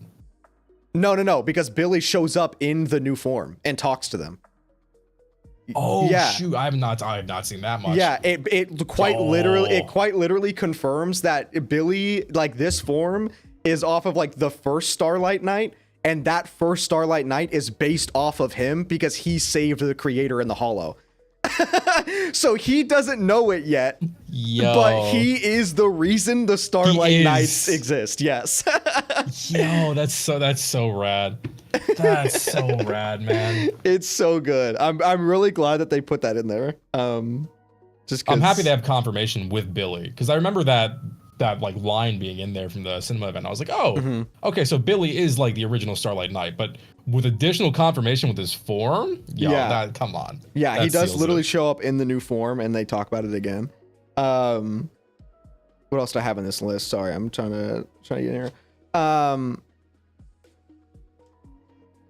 think I've mentioned to you before, but the idea that the proxies are unknowingly creating fissures. Yeah. That only got more fuel here, because whether it is actually if it was Remiel in this instance or not, it mentions that the fissure came out of nowhere and it led them directly to the flowers. Like it teleported them directly to where they needed to go. And yet again, that's another instance of the fissure coming up and bringing them exactly where they want to go. Because even with Bringer in 1.4, they wanted to go talk to Bringer, and they somehow found a fissure that just led them straight to Bringer. Which, you know, I know there's the argument of, they're PHAETHON. They can just read the energy and figure out where the thing goes. But that's just stupid. I think that's a little lame. It could be both fairy / Pyros. Like it could be like that, like a very early manifestation of that, and saying like, okay, I want to go to this place, and they're trying to figure, like they're mentalizing it, and then as they're doing that, but boom, here's the portal. Right, and they just don't realize that they're doing it. They just don't realize it now. It's like when once again, it is just like a stand awakening. Like this, it's the same process as like a stand awakening in JoJo. Is like you start seeing the phenomena early, and then it manifests fully, and then you're like, oh, wait a second, now I understand how it works. Now we got it. Can I be honest? I think I really want Pyrois to use fissures in his combat. I want Pyrois to like literally teleport through fissures to like go behind the enemy and shit. He needs to hit them with a nothing personnel kid. Yeah. He's got a sword. He can do it. The layup is right there. And an addendum to earlier, Colonel Vlyke, if he pulls up with the Yankee and the Tims, his EX special needs to be bing bong. Like it has to be that. Yeah, I would have to agree. Fuck. Not the big bog. B, listen, I'm not the host, all right? Az is the host. Az is reading chat. I'm also trying to keep up, all right? I'm trying. We're not going back and forth. I'm looking at chat, but I'm also listening to you, which means I'm not reading chat. But the... Yo, Kim, thank you for the super chat. Thank you. Pyro's instant transmission and fight like Trunks. Exactly. See, there you go. Bringer's hands, they have the fissure thing around them, which I know ties into your little dial-in sacrifice tech thing. I know. I think that ties in. But I mean, like if the ability is fucking there to be able to tap into fissures, then surely they will be able to use it in combat. BB telling us to lock in. Are you fucking kidding me? Lock in. Listen. Happy birthday, BB. It was BB's birthday stream. Yes. Happy birthday. Everybody, Wait, was everybody, it? make sure you wish BB a happy birthday. BB, is today your birthday? I thought wasn't yesterday your birthday? Or did you do this stream late? What? How do I not know? Oh, today. Today. Okay, bingo. Okay, what's today? Aha! See, we're locked in. We're locked in. Did you have another point on But yeah, yours? I've been the going through my sacrifice- list quite a bit. Oh yes, the you're, sacrifice tech yes. thing. There you go. Sorry. Yeah, I mean, like I can make the points about like, you know, Dylan being sacrificed color. There's like a whole like load of stuff that just weird. It so strangely ties together, but we also know that Topps does have that information. Like I don't know which degree of Topps, but we can also assume that like Zhao taking control of Porcelumex means that they got the direct Exaltus like export files, because Porcelumex was the ones working with the Exaltus in specific. Mm-hmm. But the whole bringer thing brings to mind, number one, when I was looking at the bringer cutscene, when he goes nuts, he has like this weird triangular geometric pattern in the floor. It's like interlocking, Yeah. right?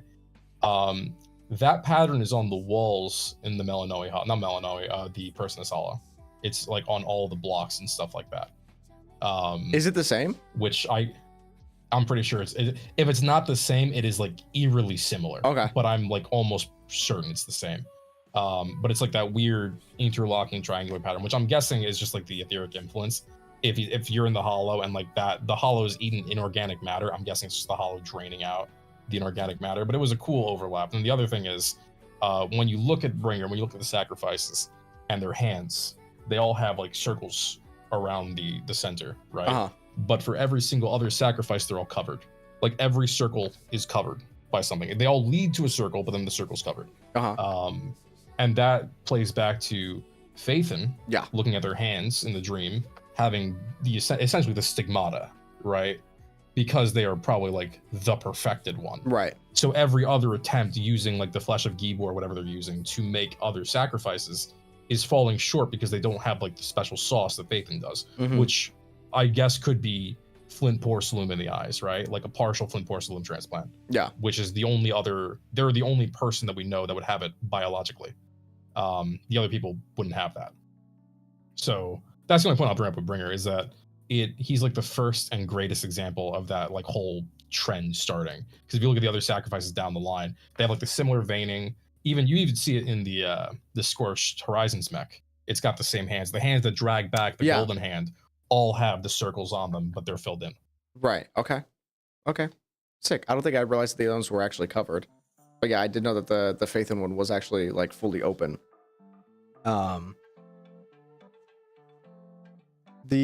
Actually, while we're on the topic of them transforming, you found a very, very good thing right before we fucking started streaming.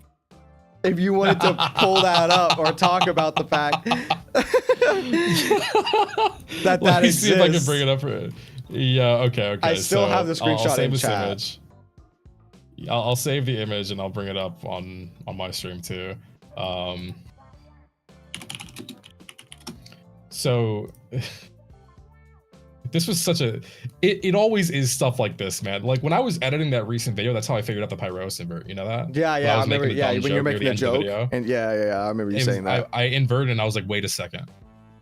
Wait a second. I'll bring it up for you as well. So basically, while we were just like yapping before stream actually started, I was showing of how sick the scene is where PHAETHON is standing or like is floating in front of the eclipse, how good it looks in ultra wide. And so I sent this image showing how sick it is in ultra wide. And I've got it up here too. if you look in the background, there's the two big circles that look very, very similar to the circles that was in the co-op event. Where you can see the like Venn diagram of the circles with the creator symbol like in the middle of it. Which is the crazy bit. And I mean, of course, an eclipse showing up only in the hollow, not outside the hollow. Remember, that's like another big point. Yeah. I'm pretty sure that was in some Intronaut posts. That is also like in a way controlling the sun, right? Like that is seizing the sun in a regard. you are exerting influence, specifically in the hollow though, but of the sun. The other thing is, if we look at the name Scorched Horizons Phaethon, right, and we look at the background, the fact that it has like that interlocking, like related to the creator symbol, that means the future is on fire. Like that is, if you get to that point, you're fucked. Like it's over. It's over. Your whole future is on fire if that happens, because number one, creator goes good, and number two, you have this thing walking around. It just came out of Fire Force. Like, look at it. This thing's a demon. It's a straight up demon. And it looks. And what did Hugo say? So the children of angels and demons. Yeah. That's what he called the proxies. Yeah. This thing's a straight up demon. Well, he joked about devils before. Or wait, what was it? It's like the children of angels and devils or something like that. Well, I mean, it was, but what was one and the other? I forget what it actually. Yeah, it was children of devils, and then, was it children of gods on the other one? Because it was whenever he was asking us to take care of Vivian. Chat. He mentioned another movie, and it was the opposite. Yeah, children of devils and children of gods. Okay, yeah, that's what it was. Yeah. Sorry, keep going. Oh, that's yeah. You're cooked if this thing shows up. Again, going back to what we're saying about the creator, and this goes all the way back to when we were talking about how Mem was alive for so long. If we assume that like Amith put herself in stasis, Amith, then we know that there had to be a catalyzing event that broke her out of stasis, right? And we know recently, after the instance in the Lemnian Hollow, the creator started to stir. So it could be that the creator stirring was the catalyzing incident that brought her out of stasis 100 years later. And then she's out and about walking. Okay. And this is where we go to solving the jeopardy, right? So what if, and like just walk with me here, right? We know Sunbringer is like next to all knowing, according to most people. She knows way more about Ether. She knows all about all these things. She's like the smartest, most intelligent person to walk the face of the earth. Now, what if she foresaw being low on battery? And what if she knows like the half-life of hollows and like the true nature of the creator and all that? Mm-hmm. And remember, they're active 100 years into the past. What if she forcibly does something that either pisses off the Void Hunters, or she like intentionally sends them in there, knows that they have to either die or go into stasis? Like you have to make a choice there. For the sake of waking up 100 years later to be a front line for when the creator actually does show up. And that's what Mem wants answers for. Okay. But my question to you then is, if you think, oh no, you thought that Sunbringer was gonna die, not Remiel. Yeah. So it's keeping Remiel alive for whenever the creator's here. Yeah, because Sunbringer is low on battery, and she knows that she was gonna be low on battery at around this point in time. Like she foresaw all of this. So she has the Void Hunters and like now the Phaethon siblings prepped as the next in line of whatever she's doing, right? She knows that she's setting up a period of time where she knows the world will be good. And then if we look at her being Sunbringer and fighting with the flag, to me that screams Joan of Arc. Okay. Jeanne d'Arc from like Fate. Yeah. So imagine Sunbringer essentially burning at the stake for the sake of humanity. Like she is the sacrificial lamb instead of the kids, because she knows that they have the similar power, and she just ends up taking the L for them. I do really like that idea. That would be banger, I'm not gonna lie. Fate midget. I still need to watch Fate. I need to watch Fate. You do, still. Yeah. You gotta play the mobile game that is like 15 visual novels bunched into one. Yeah, no, thank you. Actually, I've been one of my friends plays it, and the amount of money that I've seen leave that man's account. Yeah, I don't think I want to do that again. Sunbringer, Breath of the Wild. Oh, that's really funny. Yeah, I do wonder where Storyteller like plays into this too. because she does seem like she's gonna be cracked out of her mind. But I She's locked up. Yeah, she is locked up. But like, where is her? What is her power? Like, where the fuck does that? Oh! Sorry, there's so much stuff on my list. I thought it was really interesting that Remiel said that she wanted volcanic minerals in her drink, and her nitro fuel. Yeah, that's a weird one. Where is? Do we have a? Do we know of a volcano? Maybe things were different back then, and they had access to like mineral water like we do. Oh, okay. And she wants, like, she's really craving some Fiji. yeah. I'm gonna be honest. I think that'd be really funny just because it's fucking stupid. And I think that would be awesome. She just really wanted some Fiji. Yeah, she was like, "Damn, the quality of this." Got is some product placement. And then it's urban again. Yeah, it's urban again. We have Mem walk into a bodega, ask for some Fiji. I'm like, yo, but you trying to eat a bacon, egg, and cheese though? And then from the back, like the Nickelodeon clapping, you see Colonel Vike walk out. Yes. And now he's got the Timbs. Now he's got the Yankee. I was like, I was here the whole time. Perfect. This is where I was waiting. Also, yes, I would say Cedar Lake is our volcano, but she mentions that she's never heard of the Outer Ring. So, I mean, obviously things change in 100 years. So maybe she just doesn't realize that's, I'm not opposed to that. Mobius brings up a good point. I don't think I'd make my robot body with no replaceable batteries. It could just be like the lifetime of the frame even. Because the Bangbu work off of ether batteries. It could be the frame, it could be the eyes. Maybe the eyes are like running out of juice. And that's why they need the proxies too. Because they need to like reverse engineer the eyes that Helios made. Because they were like the only ones that were even comparable to what Sunbringer had. And if they can't do that, or they would have to like kill the proxies to like get the implants out or permanently blind them. She's like, maybe we don't do that to children. And I'll just take the out. Yeah, I really do hope that they go into what her power actually is. Because I am really curious on what Sunbringer's power innately comprises of. Because it's so... We literally have no fucking idea. At all.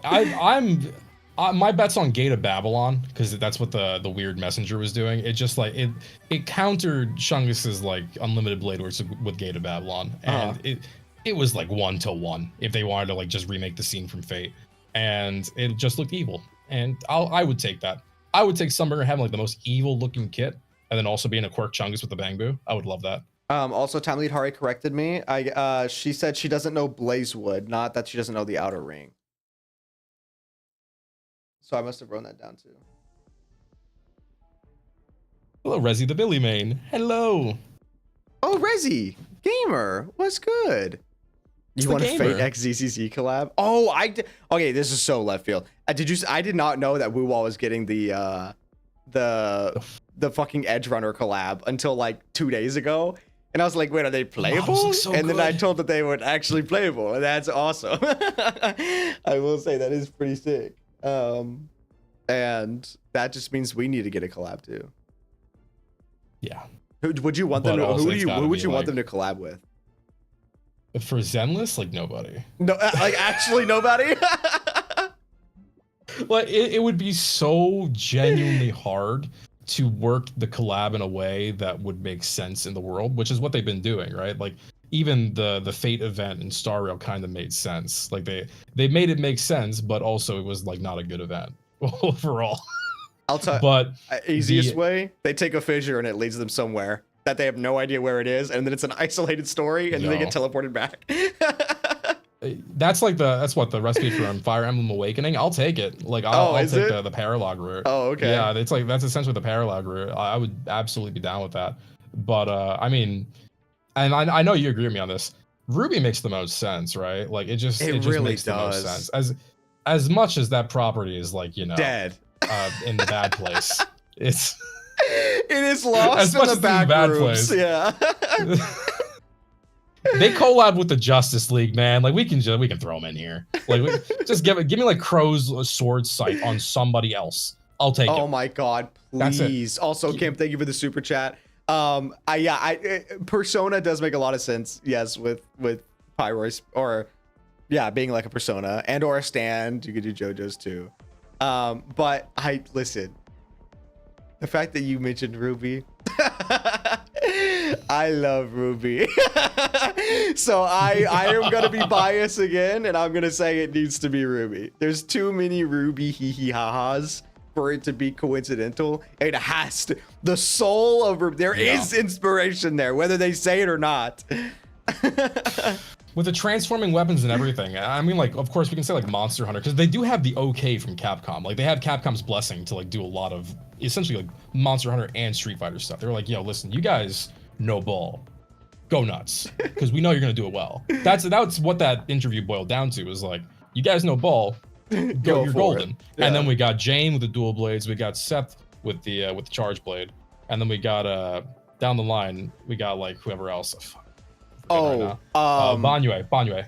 I was also gonna say, with just like cool weapons, the fact that Remiel's Void Hunter weapon is not a sword and that it's the wings, like the robotic wings. Yeah, I'm so fucking happy.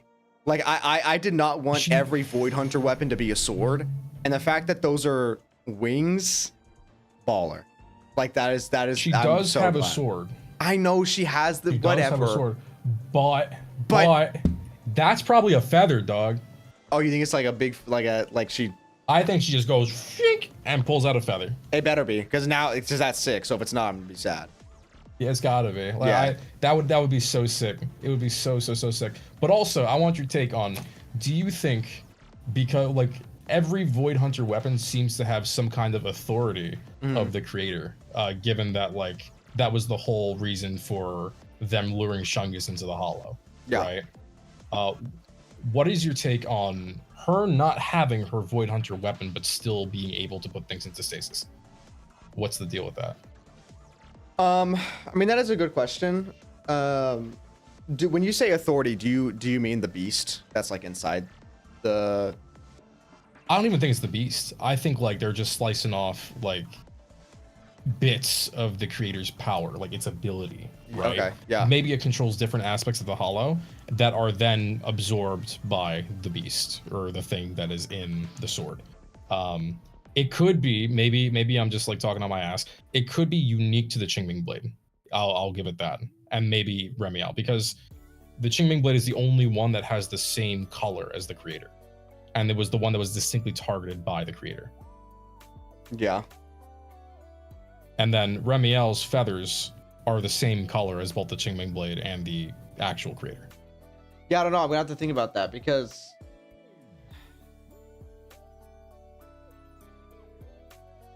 I don't. That's a good point. I don't know if Remiel's like feather thing would be from the authority of the weapon or not. I don't think we've actually seen the weapon do work yet. No, we haven't. We've only seen it get slurped out of the proxy. But right. In chat, Jobless makes a really good point. She's got a reversing effect, like when they say Bell and Wise. Sarah turned sacrifices back into people. Yeah. Oh, yeah, she did. We never saw it. Yeah. We just heard about it. We never saw it. But we also know that their brains were kind of mush. They lost all their memories, right? Is what it was. They like literally, they just had, I wouldn't say brain dead, but they were completely, they had zero memories clean at slate. all. Which Remiel is able to access memories very easily. She also talks about the fact, even though if it is Carol, even if she's in the robot, Remiel says that she is looking into her memories when they were at the location of the fall, like at the gate with the flowers. Because Carol says, "What are you doing?" And she says, "Looking at memories." And then Carol says, "Your memories aren't even here." And then she's like, "Yeah, I'm looking at yours." See, I took that as metaphorical, like staring at the pillar of sinners. Yeah, I would have to agree. And like I'm looking at like the way in which you fucked up. What were you doing, man? Yeah, but like, she can I'm looking look at, what at you did. memories, because she she explicitly stated what we were seeing. Yeah, which was crazy. Which maybe is like the physiological tie-in to the ether in the brain, right? Mm-hmm. Because we know miasma can do the same thing. Miasma specifically, almost like, an evolutionary compound of it, taps the good memories to make you stay in the hollow, to become food for the hollow. Like that's the intention of the miasma. Ether itself seems to be really tied to memories because we know the drowned ideals are one thing. We know Diolin's visions of like dead people. That is like when they are probably at their most active and closest to corruption, which is when they're taking on the most ether, is right like before they die. So they leave that imprint there, which is why she can only see the imprints of the dead, which because it's like the most intense one. And then you have the proxies who are just like, you know, I'm having like a weird daydream, man. Like that, I'm getting a little bit sleepy and I'm seeing gold people. Like that's. It reminds me of how Lucia describes them sleepwalking into the hollow. Yeah. Because yep, she was just seeing shit and walking to wherever. She mentions that they would walk into the highway, but if you look at the map, if she was going to walk into the street, that is towards the hollow. So she would have been like bringing in there.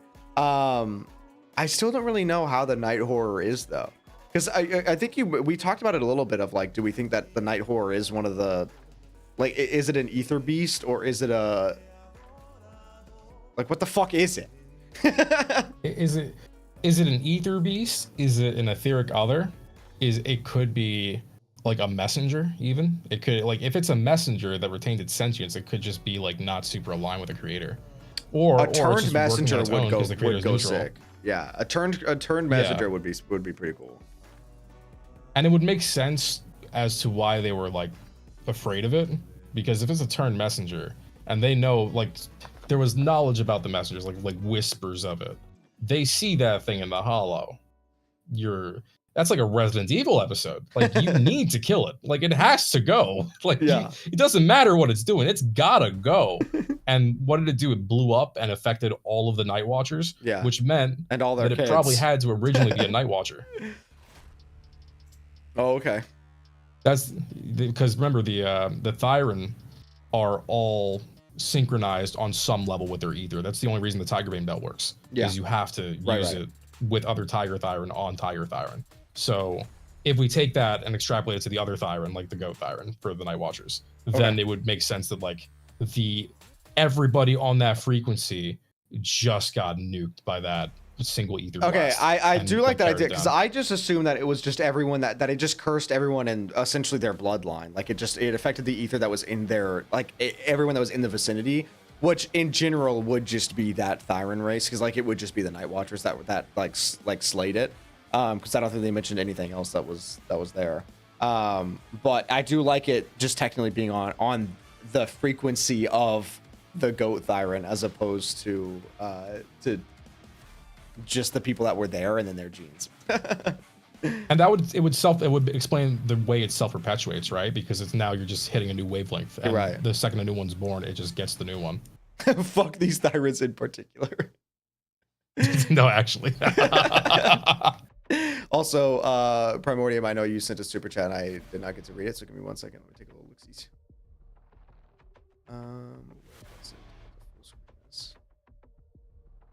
Oh, Sunbringer Flagstaff Void Hunter weapon. Yeah, that has to be. Yeah. If that's not her Void Hunter weapon, I think we actually need to scream very loudly. Bonus points at being on fire. Oh, that would be sick. That would be sick. She's clearly gonna be playable. But okay. Actually, you think she's gonna die? You think she's gonna be playable or no? If we're talking business brain, she's gonna be playable. Yeah, like 100%. Come on, we gotta just keep it real for a sec. If we're talking from like the perspective of the story, if we're gonna draw parallels to other stories, it would make sense that she dies. Yeah. Okay. Yeah, I am gonna have to agree. I don't want her to be playable, but she's totally playable. Muddy, thank you for the super chat, gamer. Thank you. They said it Aries is quite unique that it was normal conversations too. In form and place too. I wish Phaethon would work with her more. Please represent. Dude, I would like to see more of Hihari too. Yeah. Unfortunately, I also don't want to see Hihari fall into another coma, and I don't think that 90% of the community wants to play that event again with how they were whining about it. We had to go into her brain and save her from herself and play it like an RPG. Yeah. Everybody Nobody liked that. Okay, but they could do it in a different way. They could do it different. Although I don't want to see her get hurt. Either way, I like the RPG. Like seeing her, like she couldn't even do anything when the Lumnian Hollow was getting like going crazy. She was just like sensory overload. She couldn't do anything. So I don't like. I would love for them to work with her, but if they were, it would probably be in a high intense situation where she would just become useless.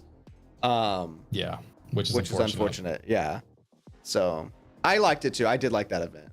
Guys, I love that, dude. I love RPGs. If you're the one in chat, odds are you liked it. If you're here, like you probably liked it. Like you guys totally like TV mode, right? Like totally. Oh my God. Come on, everyone here in chat likes TV mode, right? we're in TV mode right now. We are like right you now. are not I will not let you guys escape it. Like you will like TV mode. Give us back TV mode. Yeah, trust me, there will be TV mode in 3.0. Totally. Oh my gosh, man. I would like that to be the case. They need it. One final thing. Also, on that note. Yeah, keep going.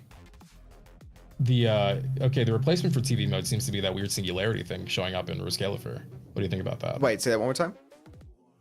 The replacement for TV mode, like the weird traversal puzzle thing, seems to be the singularities going on in Roscalifer. Like, what do you think about that? Well, I don't know, because the way that I was taking it was that the singularities was just a way to make it a combat zone within like Roscalifer. Because if there's no hollows in Roscalifer, they have to have a way to have the combat zones, which would be the singularities. So I assume the singularities are going to be a more advanced version of how we explored the Limnian Hollow.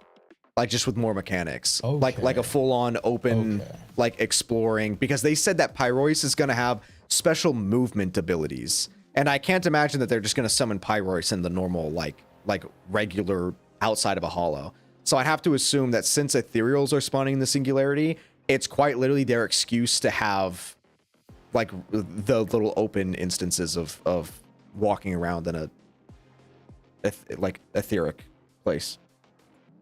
Yeah, I can vibe with that.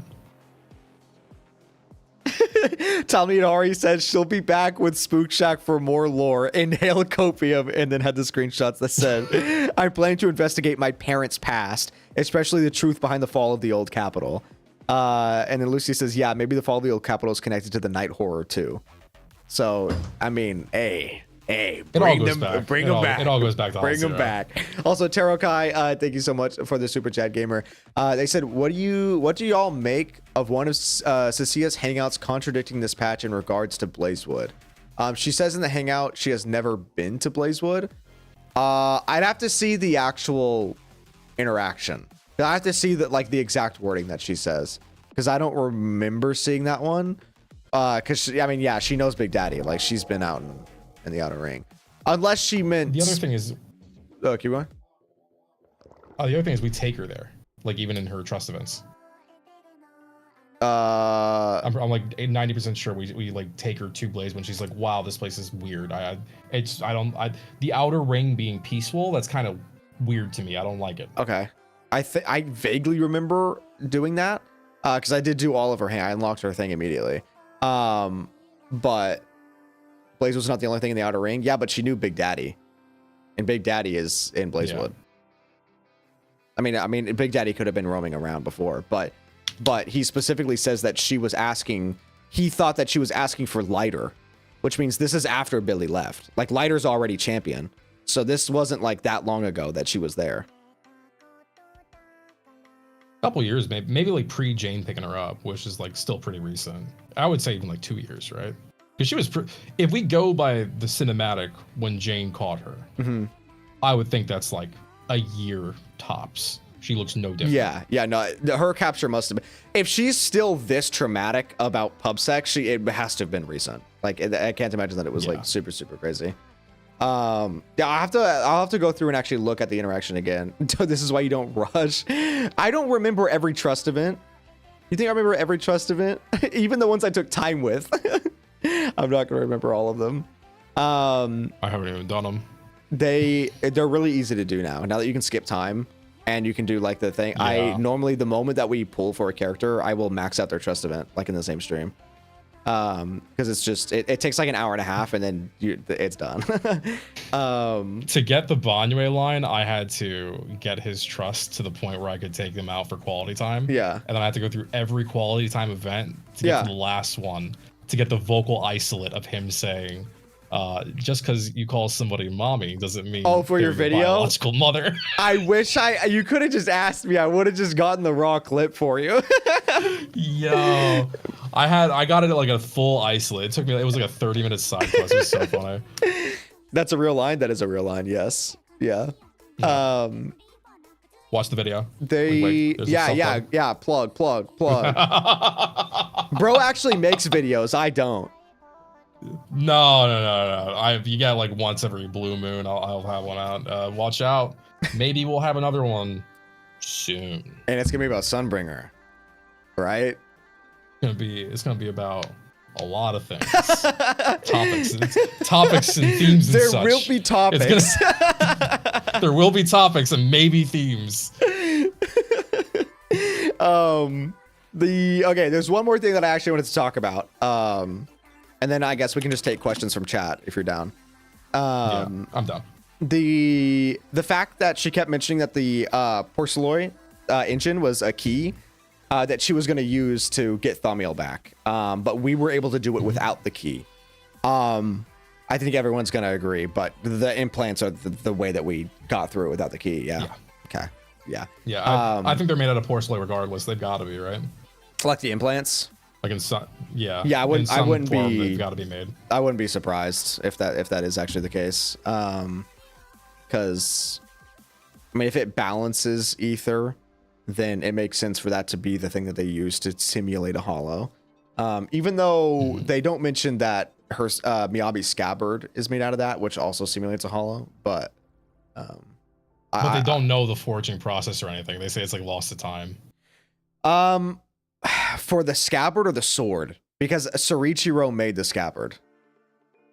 I think for the sword, the scabbard, it would make sense if he's like one of the Void Hunter families. It would make sense he has access to Porceloy when necessary. Yeah, and he knows the mayor, so bro hangs out with the mayor at parties. Ooh, I have another point actually. You're getting super chats, so I don't want to like interrupt those, but I would just read. Yeah, you yap. I'm gonna read it. Okay, so the whole thing. I actually think I saw this off of Tama Yutari's tweet recently. The king of the city, or like the king of the world, and the 7 Void Hunters. Like the king of men. Wait, let me. I have my game open. I'll actually read it because it's from Miyabi's like description of a Void Hunter. It's the Mayflower family. Yeah, it is. Yeah. Let me read it. Just means the king of the mortal realm. Yes, to bestow honors upon them. Yeah. King of the mortal realm. So now, who else would be the lord that staged the coup against Sunbringer? Oh, you think it was a Mayflower? If it could be that this Mayflower specifically is like one of the first, if only ones, opposing Tops, which is why Tops has had free reign for so long. Oh, you think the other Mayflowers were? They could have been aligned with them. Because if we're going by this, the King of Men, and where they're saying like, oh yeah, the Mayor Mayflower was the one, or the Mayflowers were the ones who founded Eridu, right? Tops is also a collection of families. Think of it like One Piece in the world government. You've got the dude at the top, like the single king who sits in the empty throne, and then you have the families that rule under them, and then those are like the people who are the most rich, who hold the most power, and those are like passed down generationally. And then like this mayor, for whatever reason, doesn't want to follow that framework. There's also a weird thing.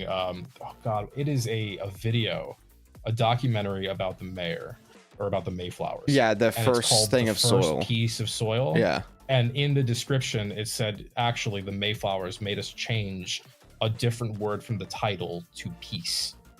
So it's first blank of soil. Yeah. So I don't know what that word could be, but that's very sus. I've always thought, because whenever the Mayflowers were always like fighting against the Exaltists, right, in the lore. And Sorichiro mentions that the oh wait, sorry, I'm confusing. Sorry. I'm confusing the family names. I'm thinking of the Hoshimi family. My bad. Okay.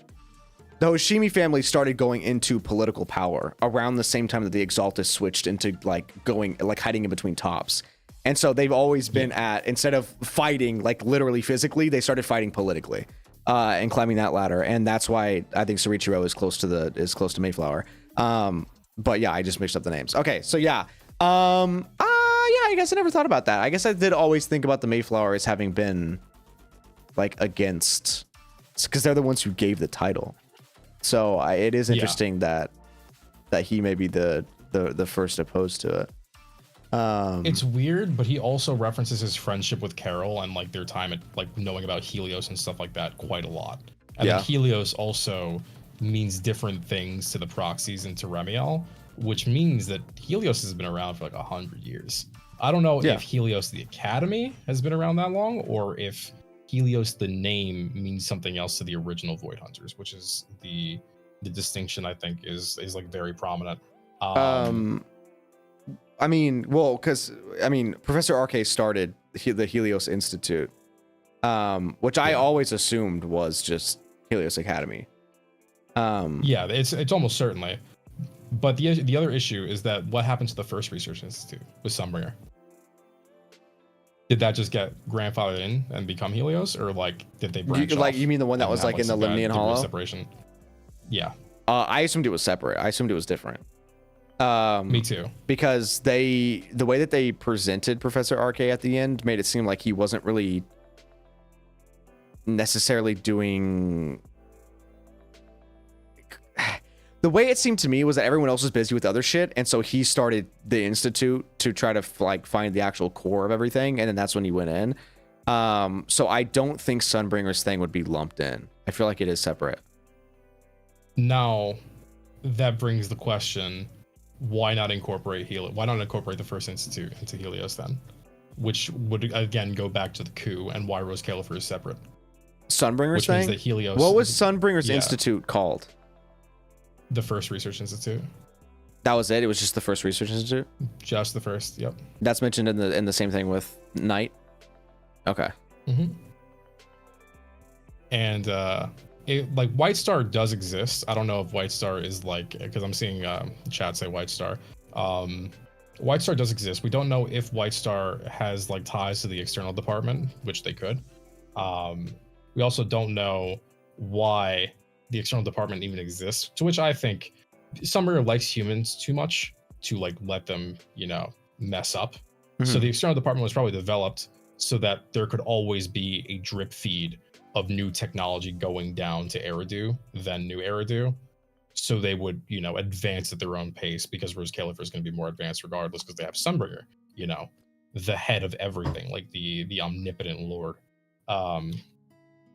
But the weird thing is that the first institute maybe is where we're going, number one, when we go to Rose Califer.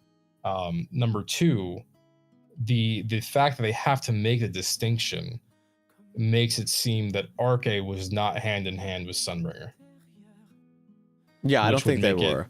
Weird. Which would make it weird then for the name Helios Academy to mean something so drastically different to Remiel. Okay. I see what you're saying.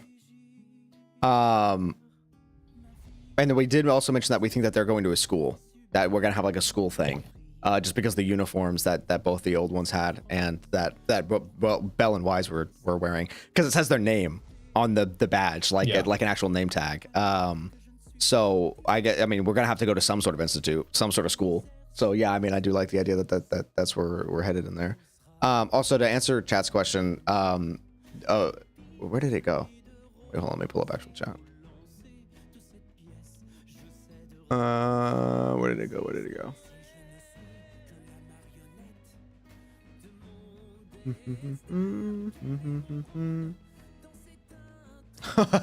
Wait, what the fuck? What was this one? Why don't you scrubs go find some casual game to play instead of trying to turn an action game into a bad puzzle game just because you are dog shit at games? Go find your own games to play. Do you know what I used to do before this? Holy fuck. This he has not read the about me. Look at this scrub.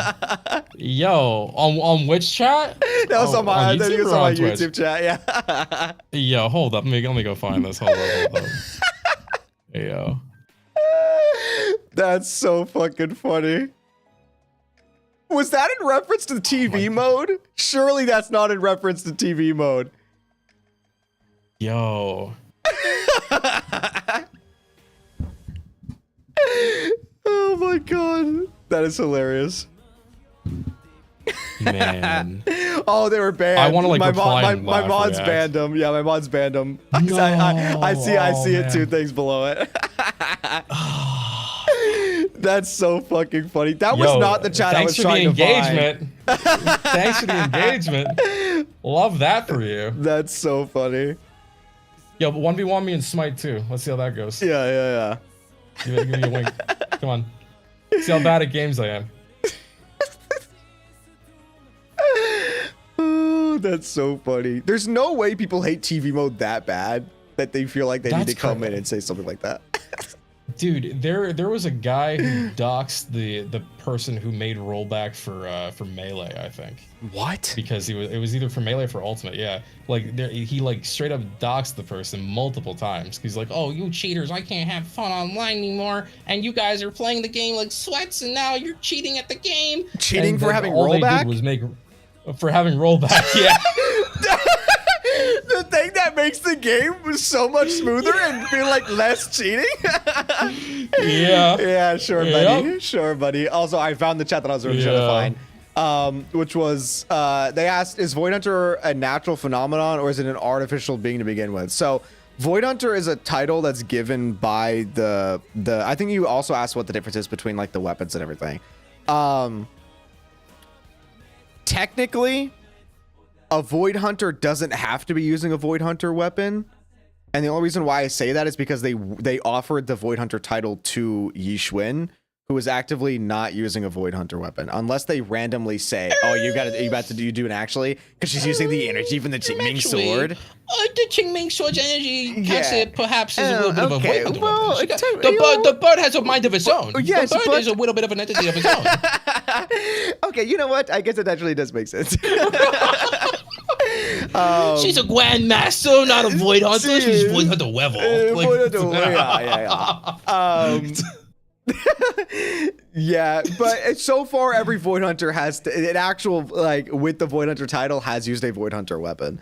But the difference is that the Void Hunter weapons are created, and then Tops is trying to make their own like random versions of it. What the fuck is playing on my music? Hold on. Oh, okay, we're good. I just didn't want it to go to copyrighted music. But the title of Void Hunter is granted by the mayor for doing something for helping fight back against Hollows as a whole. So that's what the title is for. But weapons are forged. Yeah. There's a weird little through line there that I think it was from the Three-Pronged Pact, right? Where they said Void Hunters are like lambs to the altar. They said, you know what? I'm going to pull it up. Yeah, it's something like that, which I guess would insinuate the fact that the Void Hunters are almost beholden to the entities in their weapons, and they're like time bombs, which, you know, is another interesting point because of how Remiel is waking up however many years later from what we guess is stasis, right? So would have kept. I would have to say stasis, yeah. Yeah. Zenless, zzzero. Let me see if I can find the Three-Pronged Pact. Videos.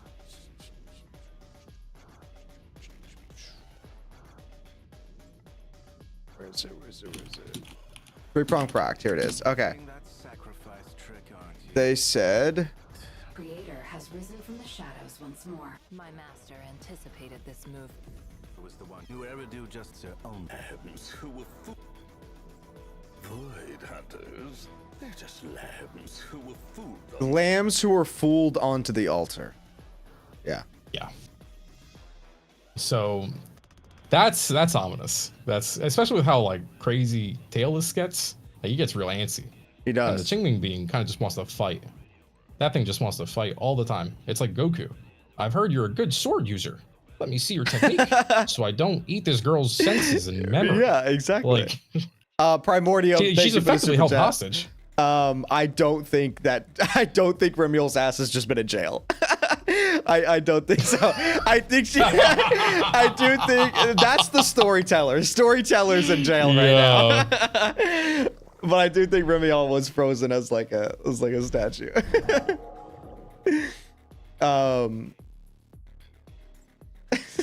They're just sacrifices. Well, that plays back into the PHAETHON like being like PHAETHON as the title being like the big sacrifice, like the perfect sacrifice. The original. Yeah. And again, actually, I forgot to bring this up too. Remiel knowing what to do in that situation kind of just confirms this happened before. What? Like I think that Saw confirms it's like having the giant monster show up in the sky and like getting corrupted by a Void Hunter weapon. Like, or PHAETHON becoming like that thing, the Scorched Horizon thing happening. She knew what to do to stop it. I mean, yes. I mean, well, she just took Thamiel out. She just took the Void Hunter weapon out. Yeah. But she knew that she could. Is the thing, like, as if it had happened before. She approached it with no. She was not any kind of stressed about it. It was like a Tuesday. She just slurped it out and walked away. True. Sorry, I'm trying to. I always feel like my brain shuts off every time I do any of these chats because I'm trying to digest so much all at the same time, and then my brain gets overloaded, and then I'm fucked for the rest of the conversation. Sorry, I have 2 super chats coming in. Give me 1 second. Order, thanks so much for the super chat. Do you think Cunning Hares are in Rosecale for jail or still running around? I think they're just still running around. I don't think they're in jail. Although I think it would be funny if we have to break Nicole out of jail when we get there. That would be kind of funny. But no, I think they're just chilling. What happened to Sarah? Was her backstory ever real? Who was the Void Hunter shadow that walked past her? Are they still around, do you think? Thank you so much for the super chat. Super bro. The Void Hunter shadow that walked past her was Vike. It's the big robot. I do still think they are around. As for if it was ever real or not, I cannot say. Because I don't know. I assumed that it could have been fake memories, but that was still whenever we had the because the memories didn't make sense of us being in Wi-Fi and meeting Shungus when she was a kid. And so I was under the assumption that it could be implanted memories from either the creator or whatever to make it seem like it was real when it wasn't. Or there's the timeline thing, and that we're seeing memories from other timelines. And then I saw somebody say that it could have been that Sarah's backstory when she saw Vike was actually from 100 years ago.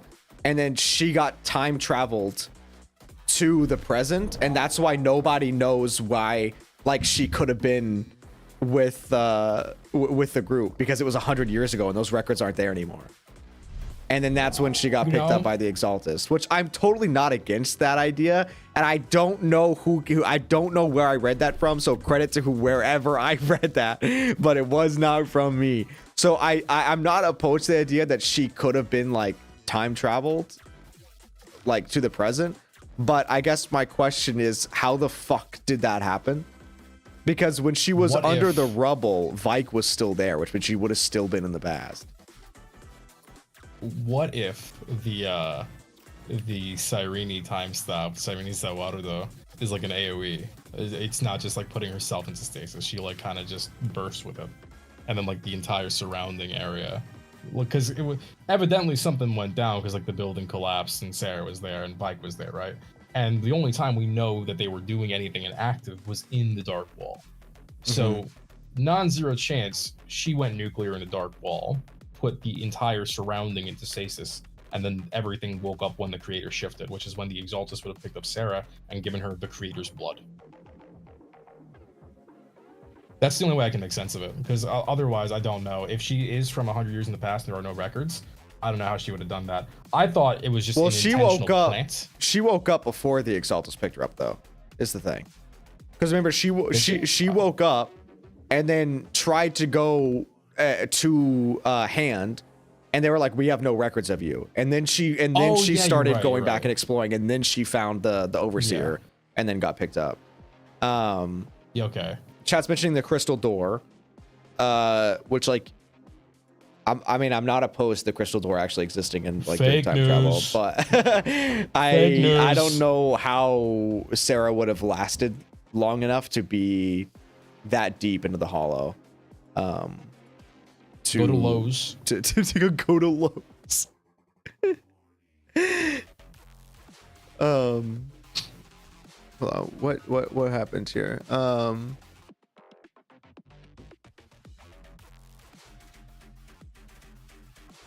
Or if all of these things are like creator authorities, like the Shunga's power and maybe even Remiel's like weird weapon power, maybe the creator did choose like an overseer and just like said, okay, I'm saving you specifically for this.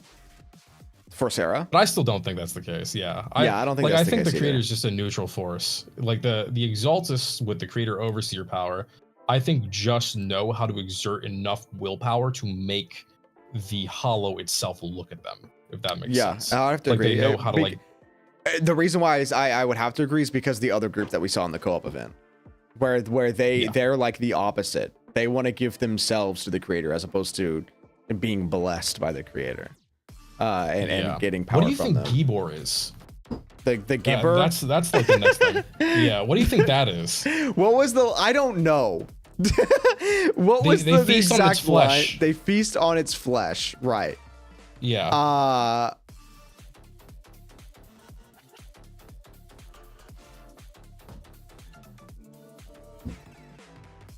Because that tells us a lot of things about how the modern sacrifices are made, right? And how they could be implementing it into technology. But it could be a metaphor. Which would be like, if it's a metaphor, that's a crazy metaphor. I can absolutely see these wackos like eating some like ethereal like flesh. I flesh. could absolutely see it. It's like rock candy. Like you just give it a couple of licks like a Tootsie Pop, and then oh, there you go. Now I'm a sacrifice. This is such a like. There's a thing in COD Zombies lore. Where there was a group after the zombies started that they just started eating zombie flesh, and that when they started eating zombie flesh, they started getting like, if I'm remembering correctly, if anyone randomly knows COD Zombies lore, they started getting like memories, like through the other people that they were eating essentially. And so I do wonder if they are eating ethereal flesh. If it is something similar, that could be the implanted memory. What, like, okay, but that would mean that they would have to what? So PHAETHON ate flesh.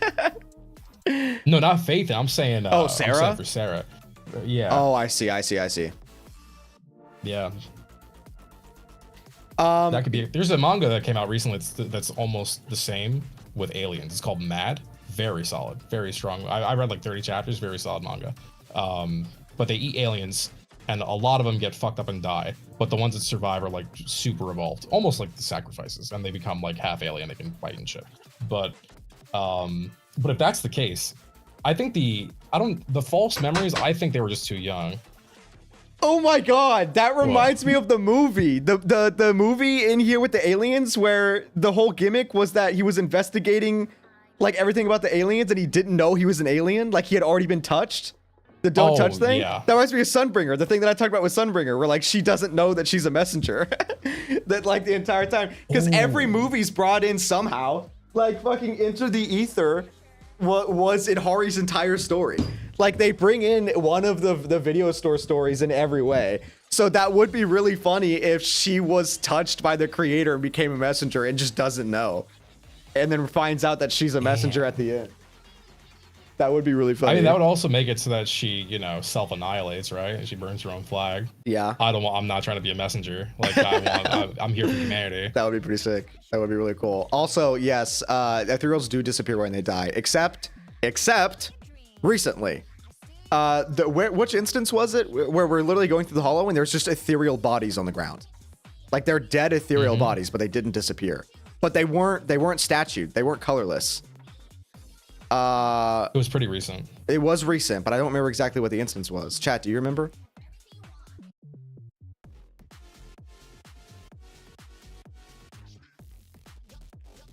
With Promea? Promea? Tracking Promea? Oh, yeah, it was the event. Yeah. It was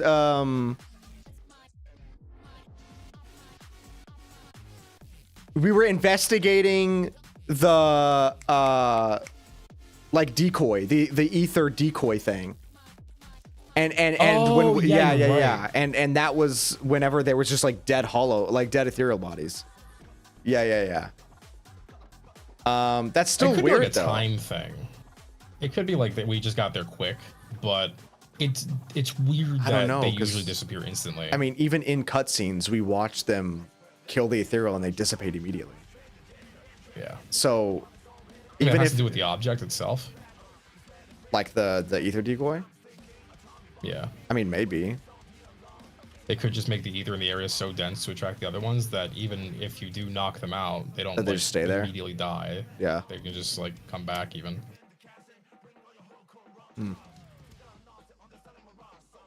Do you think This Is How I Am is important since it was mentioned with Remiel in 2.8? I mean, I'm sure it will be in some way, but the problem is we don't actually like This Is How I Am is just documentary. Like she is the embodiment of This Is How I Am, really. Yeah.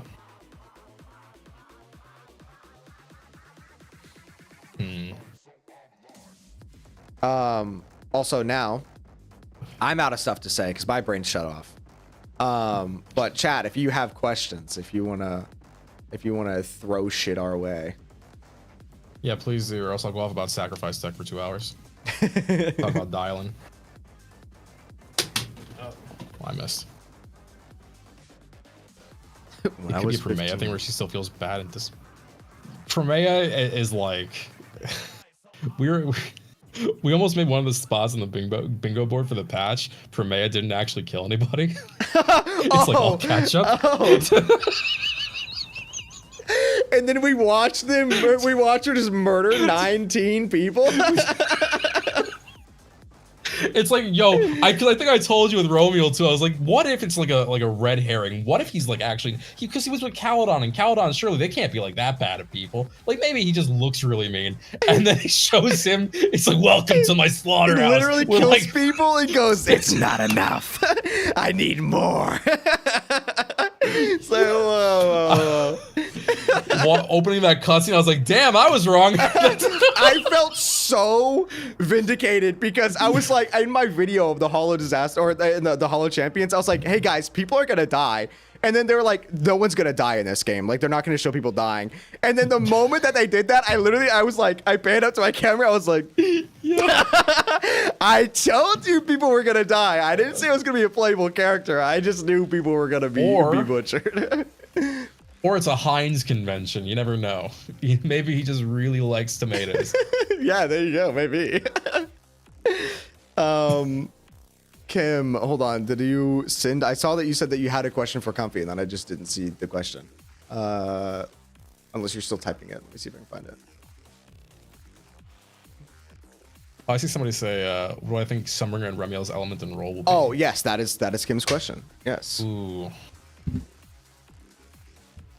Also, give me 1 second. I gotta go let my dog out. But I'll be the babysitter here. They've got to be super special. Like a special element. Spend $300. Buy our packs. I think of the two, of course Remiel is going to be ether. Like she's going to be very ether coated, like more purple than auric ink. Auric ink is already ether. Right, so I think like Remiel is gonna be it could be white like Shungus. It could be like white and pink. But it's gonna be something like that, and it could be, I wouldn't call it stasis, but with what it does,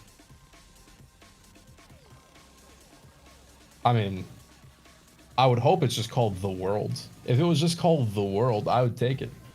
because they were hitting us over the head with blunt objects for the entirety of her introduction. Like, oh yeah, what if we make a statue out of my story? I was saying to my chat, like, y'all, they're gonna put an hourglass with wings inside of an ice cube and say time has stopped, and that's gonna be her statue. So I think she's gonna have like some pink coated ether, and then for Sunbringer, that's almost certainly fire. But I think it's going to be fire in the way that PHAETHON was lit up when they were going Scorched Horizons. It might even be called something like Scorched Earth, or like her. If we're being honest, if we're being like, and walk with me here through like this crazy thought, her element might just be Helios. Like it might just be called Helios. Frankly, the whole issue with her being Sunbringer, that I said it was like a penitent name. What if the entire like project that messed up the world was called either Project Sunbringer or Project Helios? And then that's why she walks around with the name, because she doesn't want to forget. So like, I see in a romantic element. Her element is creator. It's just creator power. Oh. I'd be down. I'm so down. With like the weird tendrils and everything. The tendrils is really interesting. I'm surprised they didn't talk about it more being on Hollow Zero here. I hope it's mentioned in an event or something. Because, I mean, we saw it in the flashes when they were turning into the, when they were absorbing the mech, but. It's weird because, like, now, knowing that we saw it had, like, those weird veinous, like, flashes, it just, to me, it reads like this is a lesion on a body, right? Which is where I think the dark wall thing comes in, because I think I've told you about this before. If Hollow Zero is an impact crater, what if it goes all the way through the planet and the dark wall is just like looping back around to Hollow Zero? Yeah. So then this would be like, it would make the whole planet look like an eyeball, almost like the AI. Okay.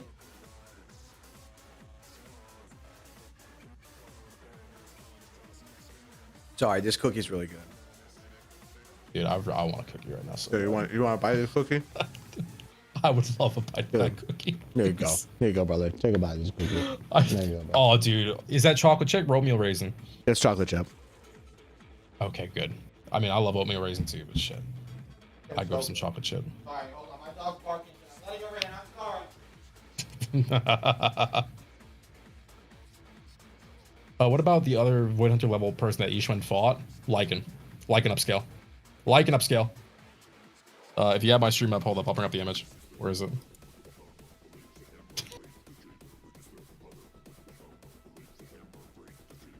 Please tell me I have it here.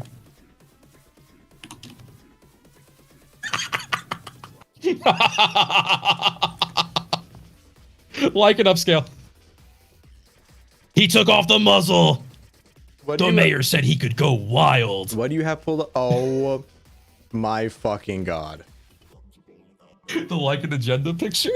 Chat, hold on. Keep it up. Keep it on. I'm going to show you. Hold on, chat. I'll show you in just a second. I'll send it to you. I'll send you the pictures. You can propagate this too. Here.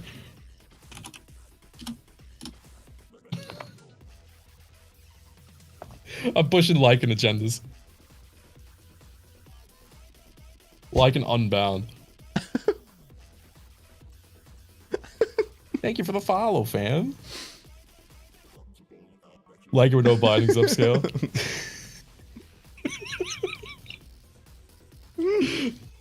Actually, that brings up a good point. Who do you think is going to be the next like S rank alter now that we have Siller? Oh, it's Nicole without a doubt. It's got to be Nicole, right? It has to be Nicole. I mean, I said it was going to be Nicole in 3. I said it was going to Nicole S rank Nicole in 3.7. So I'm a fraud if it's not. Okay. Yeah. It's got to be ballpark at 3.7. It literally has to be Nicole. If it's not Nicole, like it doesn't make any sense. I will riot. The only other thing that I can make sense, it doesn't even make sense. The only option is limited S rank Nekomata, but they can't do that. This is literally pink-haired Arc with pink-haired girl. This like, it has to be the S rank Nicole. Yeah. Because it's been a theory for a very long time that Nicole was a descendant of Dan. Of that chick, yeah. But But we're getting Severians. Maybe what if we get John Doe Seth? What if we get Crash Out Seth? I would not be happy that it's before Nicole, but I would accept it. I would accept it. Do you mean with a like bit of a actually grimace. have Seth get another unit? Like yes, like genuinely. I'm gonna be So so for real, no, because I think Severian is the S rank upscale of Seth. He is the yes. Respectfully, I do think that that's what they're gonna Yes. go with. Unless they do S rank Corrin, because of like If they do S rank Corrin, Yeah. I could see that because her and Seth both have weird unresolved plot lines when usually agents kind of have like a little bow tied in what they're doing. Corrin being like she's weirdly strong, she's got the whole zombie thing going on, and all the other unknowns with her. Yeah. Seth is still Scythia as a rookie cop, also as a crook, knows about us as Phaethon. Seth is still the only person who doesn't know. yeah. He's still the only one who doesn't know. And he's got his super justice complex and is already like at odds with his brother because he knows that Severian kind of runs the ship a different way. So if he sees that like the proxies are proxies, and then also with Scythia, who he deems a criminal, he has a little crash out, gets real mad, wears all black, goes full Cal, and then, you know, he joins the Jane Doe agency and becomes John Doe. Yeah, perfect. I love it. There we go. I love it so much. That's S rank The Seth. John Doe being an S rank Seth would go crazy. It would be really funny. It We've would been be saying this great. for a long time. It would be really funny. Chat said, where did it go? God damn it. I'm all over the place. Oh, Violent Sokaku. Yeah, here's the thing. When they actually go into the arc, I think once they get S rank Nicole out of the way with season 3, I want them to slow down on like, just have season 4 have like a couple. Like have 2 S rank upgrades. Like whatever season 4's story is, have it be where like they are allowed to bring in old characters with their SP. Yes. Because I think it would be a perfect like break season to just, instead of bringing in a fuck ton of new people, bringing up the old ones. Oni lore. We do just need more Reintroduce the Oni old lore. cast, Yeah. We need like Raijin as the playable character, like a musical Oni with the drums that is like Yeah. electric attacker, electric attacker, Yeah, everybody. Raijin? Number Wow. 12. Can't believe you yeah, want Raijin. Yeah, just pa pa pa pa. Yeah, definitely no other reason for that. You know.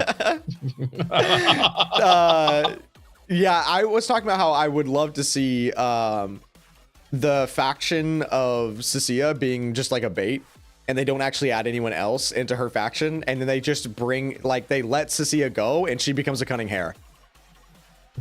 Oh, that would be so good, though. I would love that. I would actually love Oh. that. Chat said bring her into the Phaethon faction, but I think she fits way too well, and she's interacted with the cunning hares too much that, like, it would be so good. Because right now, the Sons of Caledon have the most characters. Like, you can easily add in another character to the other factions that we already have. Just put her in the cunning hares. Yeah. Like, I would love that. Her as a character is so good. And I see Mobius is saying thoughts on Prometheus, Scythia, and Billy being the Rose Califer gang, and I am excited for that. Me too. Like, genuinely, they have such good chemistry. Like all 3 of them. I love them. And also the fact that I love that Promia is going to be joining us after telling us, don't trust me. Yeah. Like, that's going to be such a good dynamic. And I can't wait. Because That's setting something up. That is setting something up like real far in advance, Dude. which I'm really excited for. it's going to be so good. It's cinema. Listen. It's cinema. She finally gains her, like, will to live again and breaks out of the shackles and breaks out of Krampus. Ooh. Just saying. Breaks away from. You know, honestly, what if Krampus just like completely like 180s and says, okay, we're not, like, all of us collectively are just not tops anymore. Like, we will be the regulating body, but not in tops. We are going to regulate you. Yeah. How are you going to stop us? We will be the We the have force. literal Yeah, what are you demons. gonna do? Literally. Yeah. That's the internet post. Speaking of Krampus, Phoenix being dead in the road. Yo. Yeah, okay, why do you think that is though? I don't know. I thought maybe it was You don't when know? she said go get Phoenix. Promia fucked her up maybe a little bit. And then Phoenix was like, please, drew Zhao in her blood and was like, I need her to pick me up. But I don't understand why she would do that. Chat was saying like it would be a funny gimmick if she just dies all the time, and because she's a Phoenix, she just rises from the ashes. And so she just dies That'd be for really silly funny. things. I thought for a second when I read the other internet post that was very clearly, when you actually read it, Remiel flying away and going to Rose Califer. I thought maybe it was Phoenix was flying and she just fell and fucking like like became roadkill in the ground. That's what I think. I genuinely think she just jumped. Legit, Like, what? That's like full stop. Like So I jumped think she from just jumped from Rose Califer. Yeah. I straight up think she just jumped from Rose Califer. Maybe glided a little bit, ran out of juice, and just ended up I in the don't road. okay, because I And then remember you saying that you think that somebody she was found her. there. But here's my thing. Why tell Promia go get Phoenix, we're going to Rose Califer, and then she just magically decided right before she gave that order to jump from Rose Califer just to go back to Rose Califer? If I'm gonna put her on the same, like, in the same group as Seed, and we look at Seed's logic for doing things, it lines up. Okay, you know what? It lines up. I guess. Seed was I like, guess yeah, you know that's what? fair. What if I want to do this thing? So I'm gonna depose the mayor, and here's my plan to kill the mayor. I really do hope that we see Seed in Rose Califer. Because if we're going into all this Helio Me too. shit, like, I hope Seed gets there. I hope she just shows up.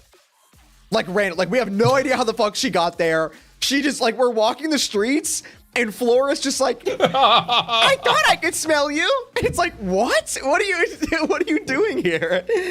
It smells real good over here. Look at all these bangbu. Like, and then she's like speaking broken bangbu and calling them names when she doesn't mean to. I think that'd be real, like a really funny running gimmick. Like, Yeah. her bangbu's just really rusty and she's like saying the wrong shit. It's like somebody saying, "Donde estás la biblioteca?" But like just to Biblioteca. all the tiny, just to all the bangbu. Hey, she needs to be there. In some capacity, I want her to be there. Well, it would also make sense that, like, if Phoenix is like part of that group, even if we were to have to go back and get her, right? Or if they ask us, like, do you have any leads on other people from Helios? Because, you know, evidently they need us drastically for something. Yeah. Then we were not really given a choice to go up to Rose Califer. So if they ask us, was like, hey, we got this like murder hobo that wants to play with bang boos either way, and Seed shows up. I just want her there in some way. I am interested though in how we actually go to Rose Califer, whether it is through the like in the Minerva Quarter, like through that hollow with like the trails or whatever that lead into it. Because I would have to imagine at some point one of the events in the next season is back in 6th Street. Like we're not just going to be stuck in Rose Califer the entire time. So I am curious. There's got to what be a the system. method There's a is. whole external department. Like they probably have like a train. Yeah, like, well, you know, they have flying cars. They do have flying cars. They do. Yeah. Hot air Yeah, they have balloon. flying Yeah. cars. It could be the blimp. It could We're be a gonna like a blimp. taxi.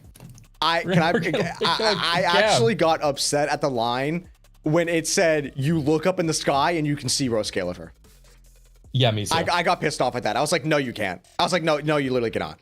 I was like, there's no way that this entire time, if people just looked up, they could see it. And they just never questioned it. So I attuned it to it's our implants.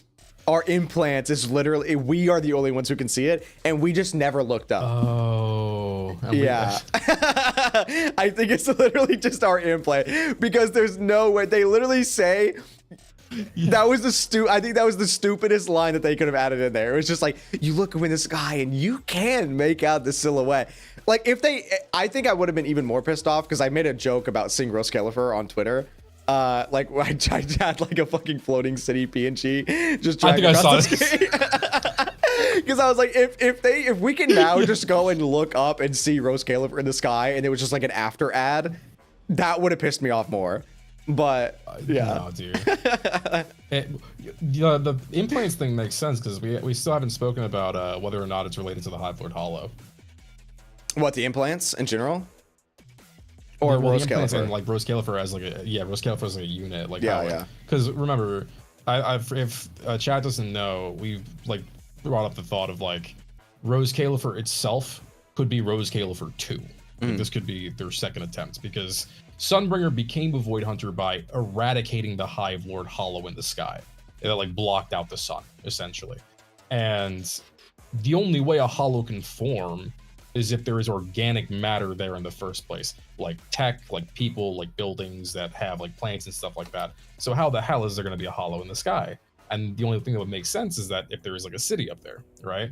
And we know that back in the old days, Rose Califer was there. There was a Rose Califer. And it was a haven for good people. You had to be good to get up there, which is probably like the delineation between the Sunbringer faction and the Lords faction, right? That's like the hard dividing line. And then like through some means, if that place got corrupted and became the Hive Lord Hollow, wipes it clean, builds Rose Califer 2 on top of it, and now it is self-sustained by like what was originally a hollow. Like there's either like the residue or there's still like a smaller hollow under it. Yes. And then we also mentioned the idea that she could have, instead of like actually having eradicated the Hive Lord Hollow, that she had like condensed it into that little hollow thing that we saw, storyteller thing. Yeah. And that's what's powering Rose Califer now, is the Hive Lord Hollow itself. Which would be crazy if that is the case, and then it goes rogue again and the hollow expands across Rose Califer. That would be, I guess, and again, they both make sense for the singularities too. Either one. Yeah. Either way you spin it. Because like we know the weird spatial distortion stuff. If you look at Hollow Zero, everything's fucked. Like it's all floating and shit, which is probably what the singularity is going to be very similar to. So it would make sense if like the proximity to a hollow is either under it or just super condensed and going nuts. Yeah, it makes sense to me. I want to know what the singularities look like. I think that because I want to know if it looks different, because they say it's like a mini hollow and that ethereals are there. But visually, I wonder if it looks like a fucked up hollow or not. It would be really interesting if it was like that lattice pattern, but with no darkness. Like you kind of just walk into the lattice pattern. Like almost like a mirror. Yeah, I see what you're saying. That would be cool. Oh, speaking of, actually, did you go back and look at the symbol whenever they touched the wall, and it like dissipated, and then the thing came down? No. Okay, I'm gonna send you a screenshot of this. Okay. Because I went back like frame by frame to go look at it. Echo, thank you so much for the super chat, gamer. What did you say? Can't watch right now, but really excited to listen to this at work. Please give Blue some love too. I love listening to you too, yap. Amazing. Thank you. Much love. Hello, love. Echo. Thank you for giving Az money. Yes, thank you for giving me money as well. I went on like a 30-minute tangent here because I thought I was seeing a face, and in fact, actually, I'll send you. My chat made a meme about it, and I hate the image a lot because I thought I was seeing a face in the. This is so cursed. It's very cursed. This is so cursed. But there's like ancient writing in there. That is not any of the current like languages. But this is the symbol. And chat pointed out, if you actually zoom in and squint your eyes a little bit, it does look like the Void Hunter symbol. Like the circle. As for what the rib cage looking thing is below it or not, also give me 1 second, chat. I will save this image and pull it up so you can see it on screen too. I'll see if I can find this in my recording and pull it up.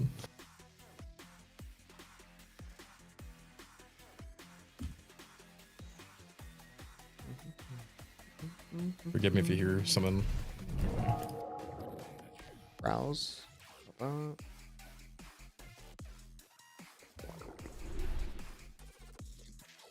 This is what I'm talking about, chat. So yeah, I don't know if the like if the language that's showing up there is supposed to be like old Civ shit or not. But it looks ancient. Like even to Yeah, they also. Oh, dude, that might be the programming language. That might be the programming language for the AI. Because it was like they said something about it being a language that is that so only ancient that Sunbringer nobody can understand. Yeah. That only Sunbringer knows. Yeah. True. I didn't even think about that. Huh. And if it is the programming language, it being the eye implants makes even more sense. Yeah, it does. Yes, it does. And why we were able to interact with it. Mm-hmm. Strange wall. I'm trying to get this like frame perfect. Touch that wall. Okay. I can't, dude. I hate the new Windows Media Player so much. Like, it is so dog water. It's straight ass. It's so bad. You can't even like change the speed. It's just stuck at 100%. I don't think this is the mark that shows up on the chest of the actual Faith, like, because it just looks different.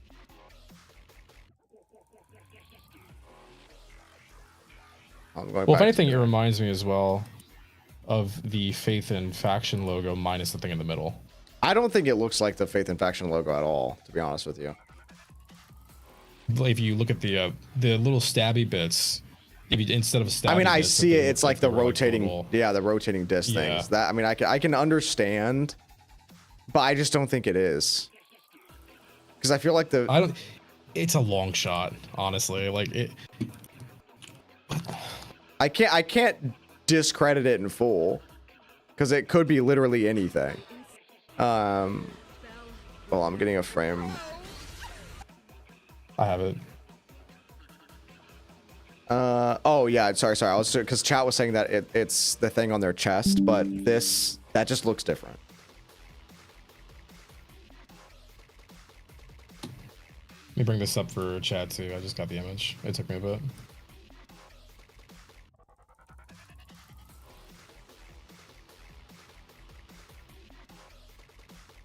Okay.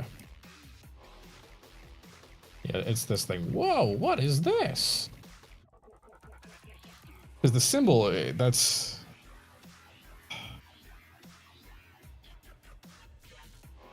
I can see where you say it looks like a face, because to me, like, I've seen, like, there's, like, the Batman who laughs. There's, like, undead. Well, hold on. Where are you seeing the face? Because it's not where I was seeing the face. Oh my god, I'm, like, the logo. Yeah, no. Where are you seeing the face? We do not need to go into it. I was schizo posting. Now I'm curious. Like in the text? No, yeah. On the left side, you have to move it. You have to move it around. You can't just look at a picture of it because it's not going to make sense. Oh, god damn it. Here, I'll just fucking show you. Hold on. I'll pull it up. Let me change my thing. Oh, wow. It looks like an inversion of the logo on their chest. Okay, here. This is where I was schizo posting. Can you see my screen? Let me see. Chat, let me also show you what I'll just Okay. Okay. Yeah, I see. Okay. I see your screen. I see Miyabi, my wife. I love her. M6? Oh my god. This on the left over here. Oh wait, are you seeing my game? Oh, you are seeing my game. I'm seeing your game, yeah. I think I'm seeing, like, in my brain. Over here. Does this not look like an eye? The iris here, the socket is here. This looks like the side of the, like, right here for the bridge of a face. That might have been a long stream, fam. Dude, it wasn't that long of a stream. I was just schizo posting. I was full schizo posting. But no. Hold on. Let me go forward a little bit. Because I think I better show it. No, not here. When I go back and forth, okay, look. It looks like the eye is, it looks like it's opening up. Yeah, it's schizo post. I'm schizo posting straight up. But yeah, that's why chat made the funny haha image. I can't make you see what I was seeing. I'm gonna be so for real because it was straight. Trying very hard. Oh my god. Oh no, your camera's gone. Yeah, I'm putting you. it back up. We do A World in Darkness. Devices, OBS virtual cam. There we go. Oh goodness, There we go. Oh, I am inside the creator actually. Corrupted. Oh my god. Hold on. I don't know why this is happening. Yo-kai, twist his balls. There we go. There we go. Yeah, Yo-kai got me.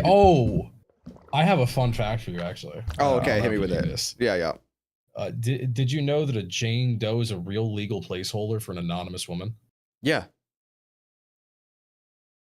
Okay. I'm surprised, actually. What? Not many people knew that. Really? Wait, are you being for real? Am I being baited? I went on like a tangent about this on the subathon. I have a short on YouTube. It's got like, I think it hit like, it was one of the ones that hit 1 million. And in 8 seconds into the video, I say that line. I say that, and I bring it up with the Wikipedia description, like for a screenshot of the Wikipedia description. And in the comments, at least a third of the comments, at least 33.3% are hitting me or are trying to hit me with the gotcha of actually a Jane Doe is like a real lady who's dead and like the Forest Rangers found her. And it's like every other couple comments, you will see at least 2 or 3. And then the other distribution is people saying that she is Jane Doe from Roblox. And what? You know, my hands are in the air for that one. Like I don't even I couldn't give you heads or tails of that. But it's you know when you sent me the screenshot of your script, and it said the sentence of like, hey guys, subscribe and, you know, do whatever for extra content. And it said that was a hard to read sentence. Yes. And I was like, are you fucking serious? Yeah. I guess that's accurate.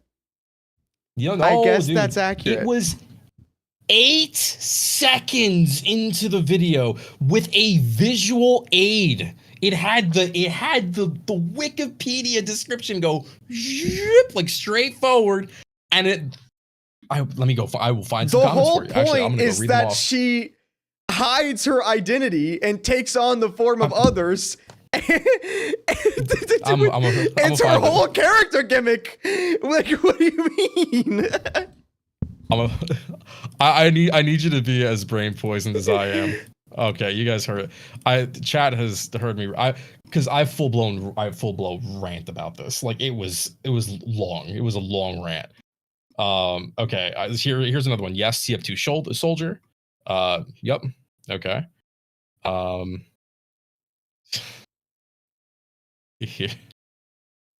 There's a lot of horny people in here. Her name reminds me of John Doe in Roblox. Is that the Forsaken guy? What?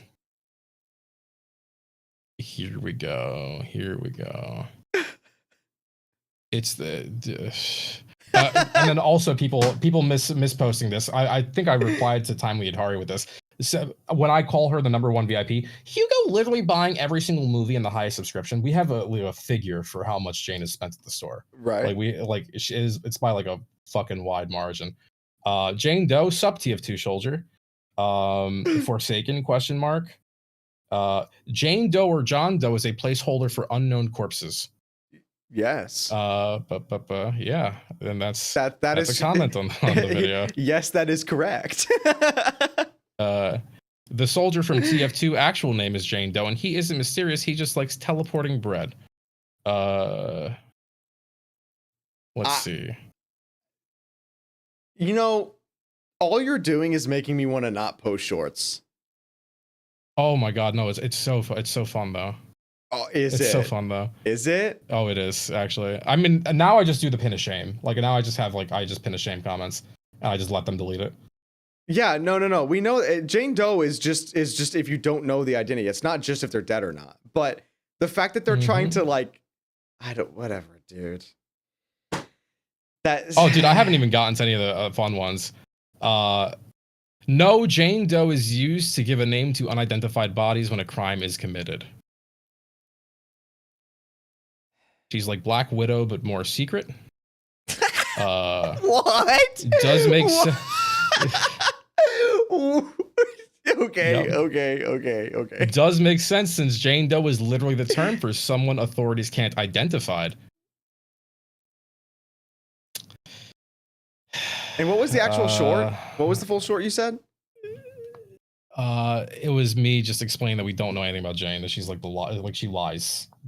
We don't know anything about her characters. The short is just saying like, yeah, Jane Doe, her whole character is that she's a liar. Yeah. So that's it. Like that start to finish, and it has it perfect loops. So it just keeps going. Yeah. So even if they watched it twice, in the first 10 seconds, I say a Jane Doe is a real legal placeover. Oh, here's another one. And they just Jane Doe and recap it. John Doe used for unidentified bodies found mainly by the Forest Service. Missing 411, for instance, uses Jane and John Doe.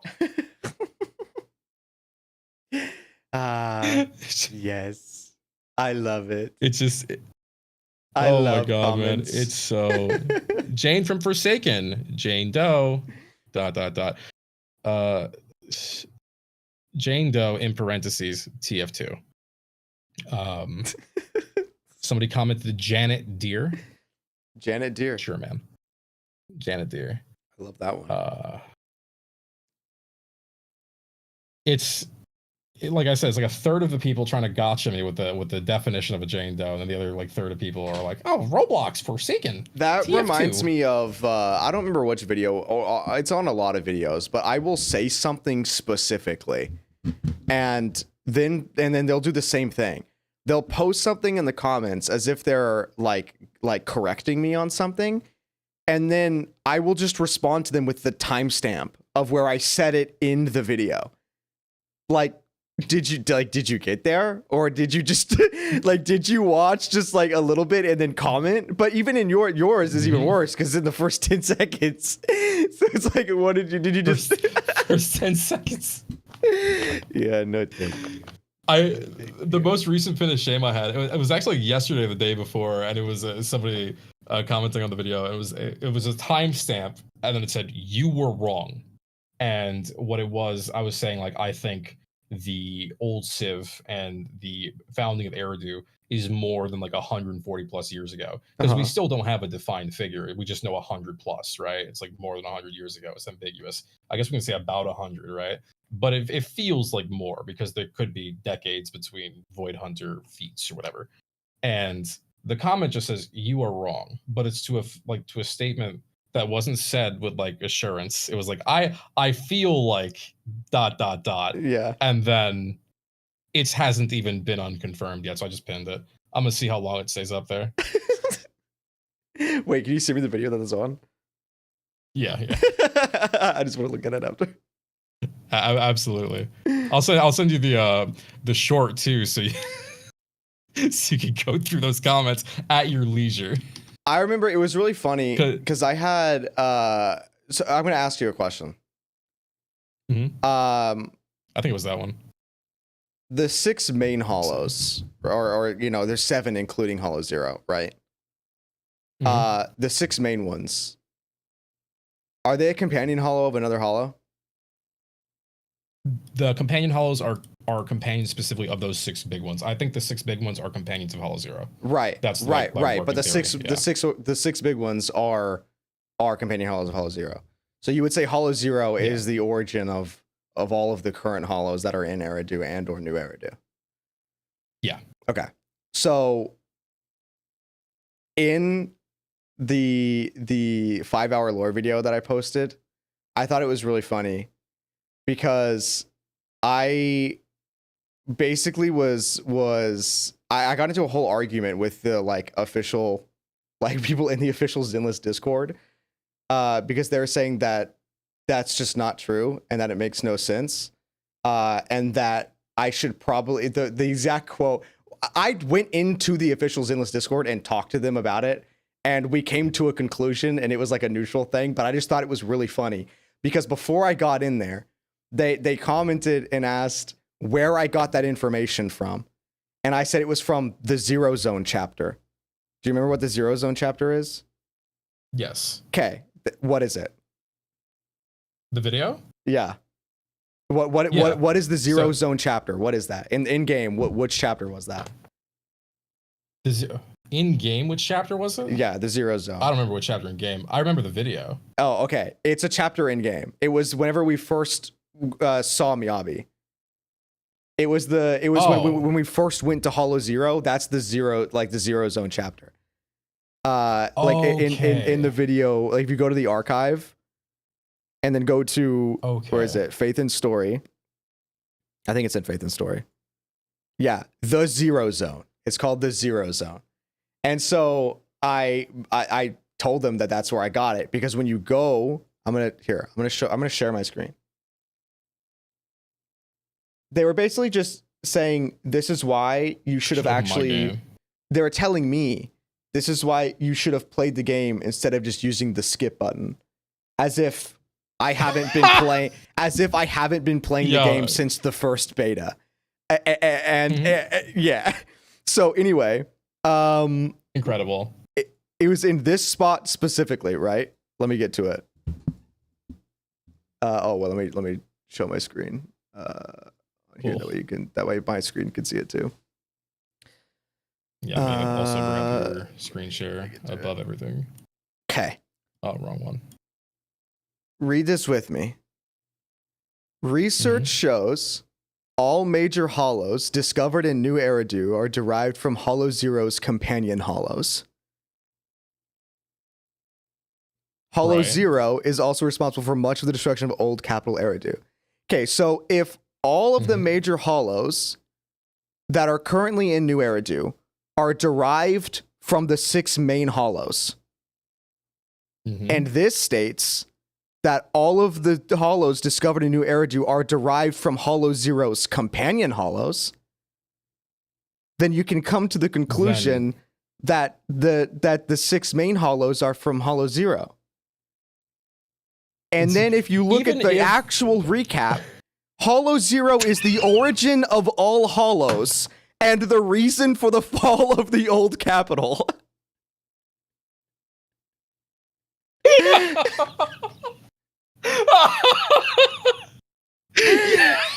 I couldn't understand why we weren't understanding that. No. Like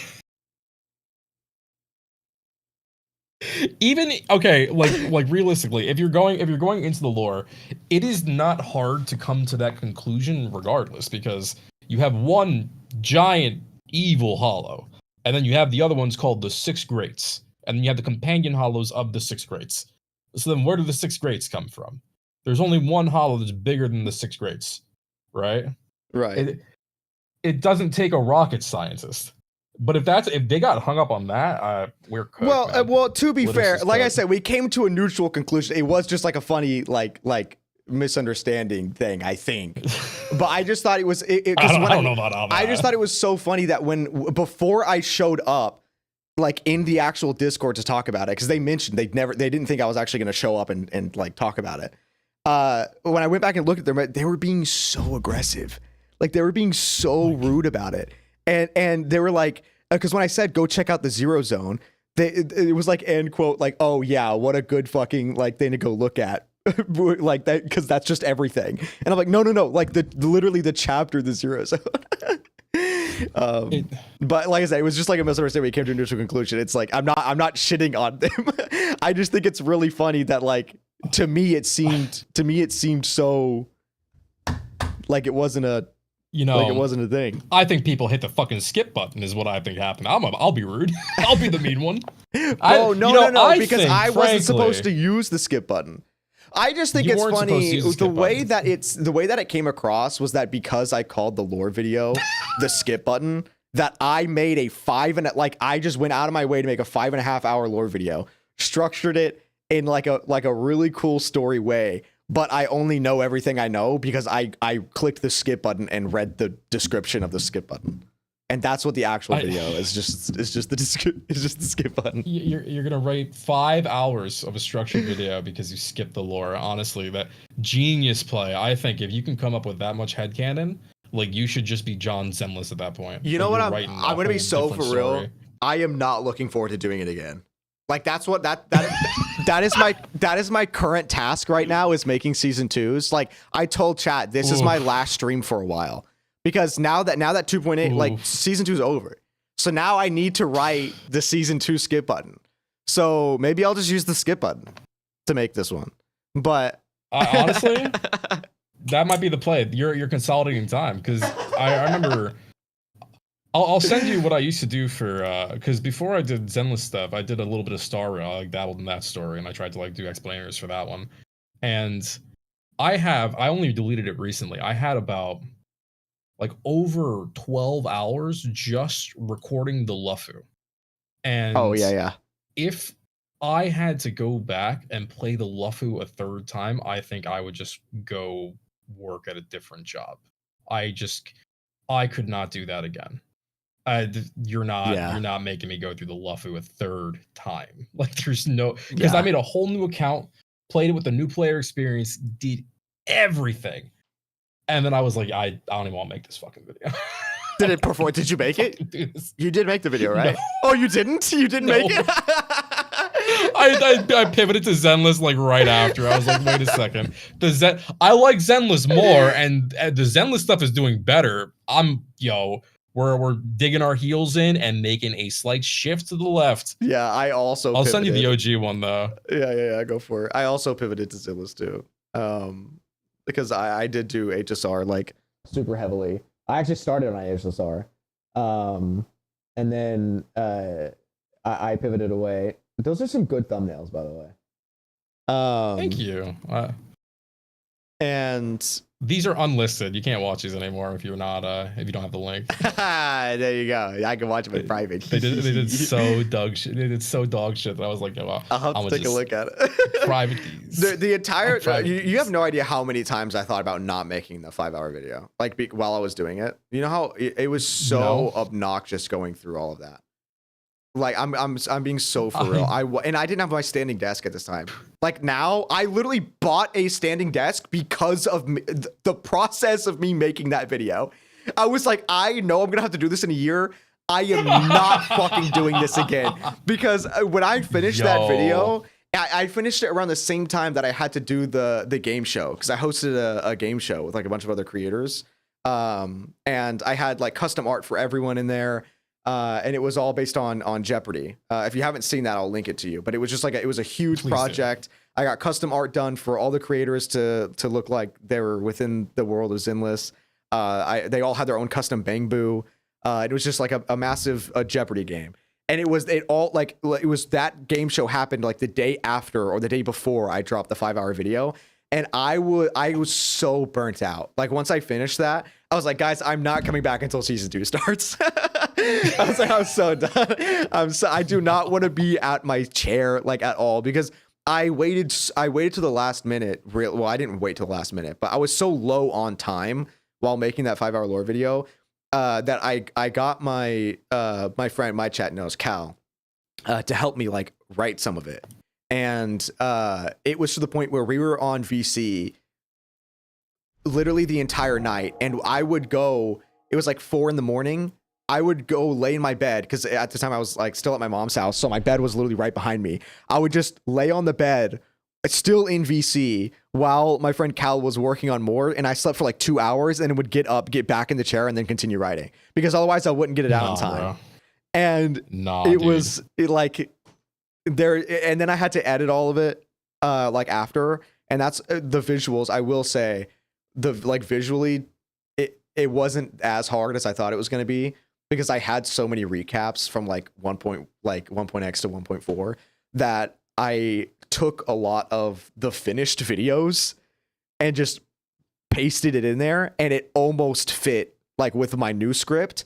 I just had to move some stuff around, and it helped with like 2.5 of the hours of just like me being able to just throw the old footage in, and it somewhat lining up with a few adjustments. We also can't see you. You're still showing Sissia. Oh, my bad. My bad. Because I need to see like the abject horror There you on go. your face Can you describing see me this, 'cause now? I Yeah, know yeah, where yeah. you're at, dude. It was- I know where that is. It was brutal. And now I'm gonna have to do it with season 2. Except season 2 is gonna be I'm gonna be so for real. The start of season 2, 2.0 specifically, is gonna be the most annoying thing in the world, because you know what I'm gonna have to do, because I didn't get it at the first place. I didn't know that there was gonna be like cutscenes and shit. I'm gonna have to start a new account, and I'm gonna have to get the footage of the entire Tide Fair story from the fucking temple. Like leveling up the temple, because you know how you got the Tide Fair story at certain parts of the temple? I have no footage of that. So I'm gonna have to write down the story. Do you remember what the Tide Fair is? Yeah, I do Yeah, actually. yeah. Okay, Sending out the good. little paper planes. Yeah, and sending shit out the little as you're paper building up planes. the- Yes. Yeah. Yeah, you know you're better than I am, because in my video you need like a pop-in image. You'd get like a pop-in of a paper plane. I say, yo, they sent out paper planes and made wishes, and then we had to rebuild the temple so they could do it again. Everybody was Here's super the happy. thing, though, That's with the about way you, that I bro. have to write it, I'm gonna have to remember the full story of the Tide Fair and the characters' names. Like, I don't remember the dude's fucking grit. Like the dude's dad's name. I don't remember what his name is, but I have to put it in the video. I'm not just gonna say dude's dad, because I'm doing it as like a campfire story. So I'm bringing in the fucking. No, I can't. I can't. You could say dude's I dad. can't. His name could be Tide Fair Dude, like Tide Fair parentheses dude. No, I need to do it like for my own mental. Like I need this to be a better quality, and I can't do that. Which means I'm also gonna have to go through and accept all of the Yum-Cha Sin commissions and get footage of all the Yum-Cha Sin commissions, because remember, oh my god, Monato had an entire storyline via the Yum-Cha Sin missions, and I have no footage of that either. did. And that was all before like the actual Monato story in the thing. And I'm gonna have to talk about that too. You're far better than I am. See, chat, they have been asking me to make a recap. They've been asking me to do like season by season recap. They're putting me in purgatory. Listen, you could make a 20-minute one. You do not have to do a 5-hour one. That was I literally had the idea of, people don't want to play season 1. Can I deliver a product that they can watch it and comfortably play season 2 and understand what's happening? And that was the soul of season 1. And that needs to be the soul of this season 2 one, but even more on crack, because people fucking hated season 2. And so no one is going to want to play season 2, like new players.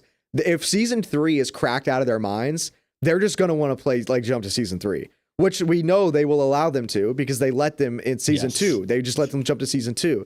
So season 2, I need to structure season 2 in a way where they're like, oh, this was actually gas.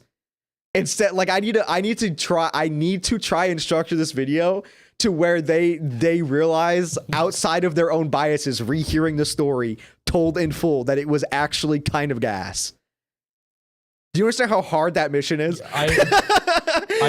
That is frankly mission impossible, because I could not do, and if I even get to season 2, there will not be an irony poisoned way that I don't tell that. Like it will be entirely irony poisoned. Like the entire story, start to finish. I love Obel chapter. I love the thing with Isolde. I love like Mevarog. I love like all that stuff. I love later season 2.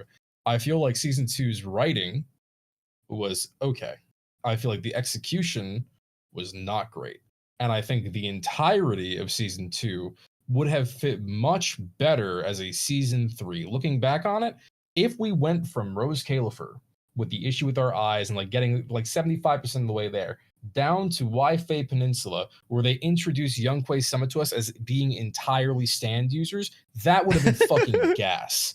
Like that, and that explains ether manipulation. We have like masters of the craft right here. Like even the 4-star panda having a stand would make him like a lot more desirable, right?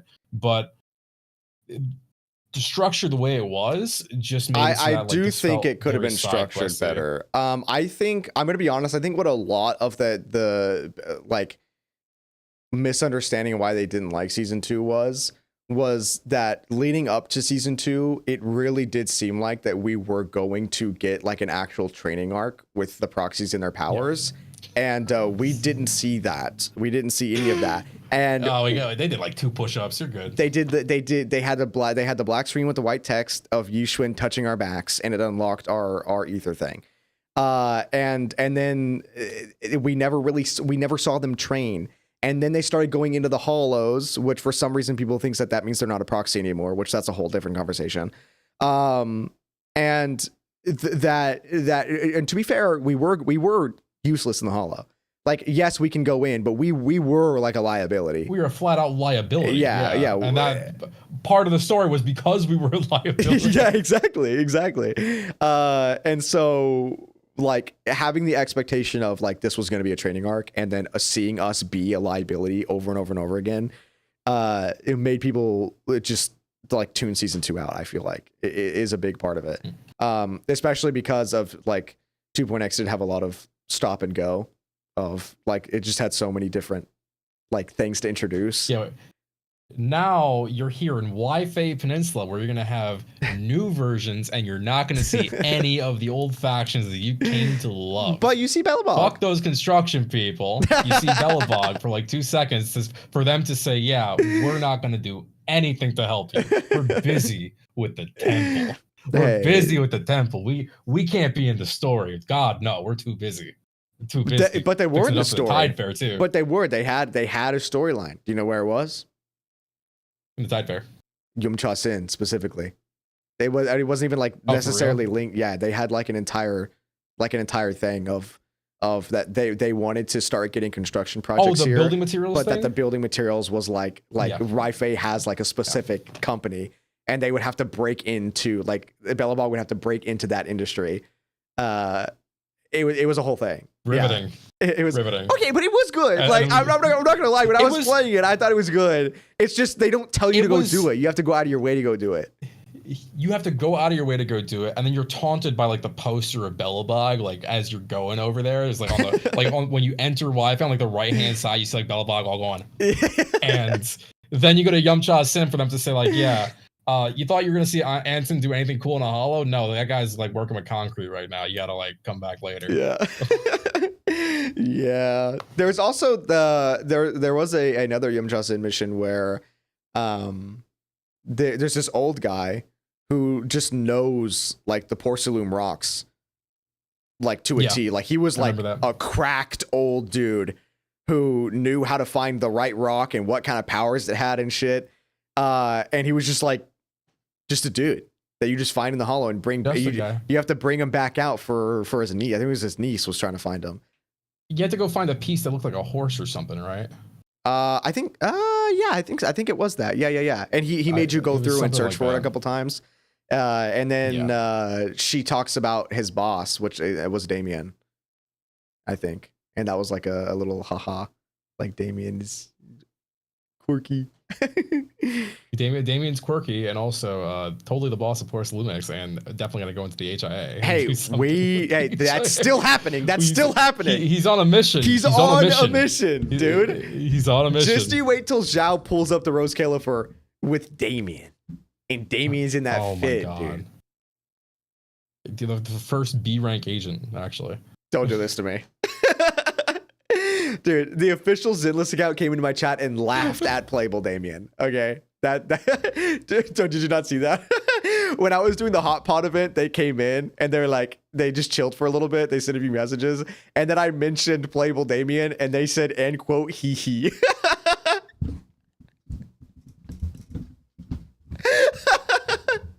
And I said, please tell me you didn't just laugh at Playable Damien. I said two things. It was Playable Damien and then Playable Miasma Puddle Isolde. And I would like to think that they laughed at the Miasma Puddle Isolde. You know, I would take Playable Miasma Puddle Isolde. I've maintained the fact that we should have more characters get axed in the story and through some Mickey Mouse BS come back as like miasmic copies. just so we can have them, you know, just so we can like use them as agents. Even if that has to be a portion of the proxy's power. Like, Yeah. even if we have to have like some Mevarok type power. They like, summon them as a stand. just do it. Yeah, just we have it as a stand. Like we have Pyrus, we swap him out. We got Isolde, and Isolde, I mean, she can summon like 50 bajillion dudes. So we have like 50 bajillion stands, Yeah. kinda. You know, like I'm surely, down for it. it's Let's not do gonna it. Be intensive on the game. Find a way to make doppelgangers friendly. Oh yeah, there you go. Yeah, implant a doppelganger Easy. with the fear of a playable agent that you want it to be, and then there you go. Easy peasy. I fear a playable Miss Esme. It's doppelganger Miss Esme. Dude, Miss Esme is the Void Hunter banger. No, the real Void Hunter that we need to talk about. That this, I'm entirely fucking serious about this. Chalky has Void Hunter feats. Yeah. Chalky has Void Hunter level feats. Chalky placed the tracker on Chalky Remiel. placed the tracker on Remiel, and she didn't know. That's crazy. That's why Chalky's the one with the PubSec uniform. With the tie, yeah.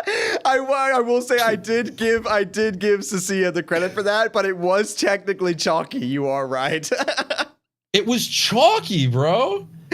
I'm telling you, that's the Severian tied that little bow himself because he knew. He knew. He did That's know. what I think. He did Severian knew. Listen, there's one cop here, and it's you, Chalky. Oh, I love it. I wonder how old Chalky is, because she had Chalky when she was still in the outer ring. Yeah, it's probably like, you know, at least like 8, right? She was young when all that stuff went down. I just hope that Chalky can breathe in Rose Califer. It's pretty high up there. It's high, yeah. It's- Air is real thin. I don't know if snakes are supposed to be Real up there. I don't think so either. Man, he's just built different. Here now we have like a little oxygen, like a little sandy cheeks like bowl for Chalky. Oh Like my oxygen god, in it. fuck yes. That's awesome. I love that. I love that. We need to get a, you know, I'm just, okay, it would be really cool since Wise and Bell are getting their Rose Califer fit, like Cecilia and Billy are going to be there. Like if they gave like a free skin of a Rose Califer styled fit to them, even if it's just for the A rank Billy, and then just like I hope whatever. Ooh. I hope they do it for Cecilia with how many people skipped her. I really do. Oh, because of her I hope they design, give her and a just free make it like skin. really cool, Yeah. like really banger. Yeah. And they give her like a super good skin, like a school skin. She's like all gutsied up with like a half like tracksuit, not tracksuit, like a suit coat. and Yeah. shit.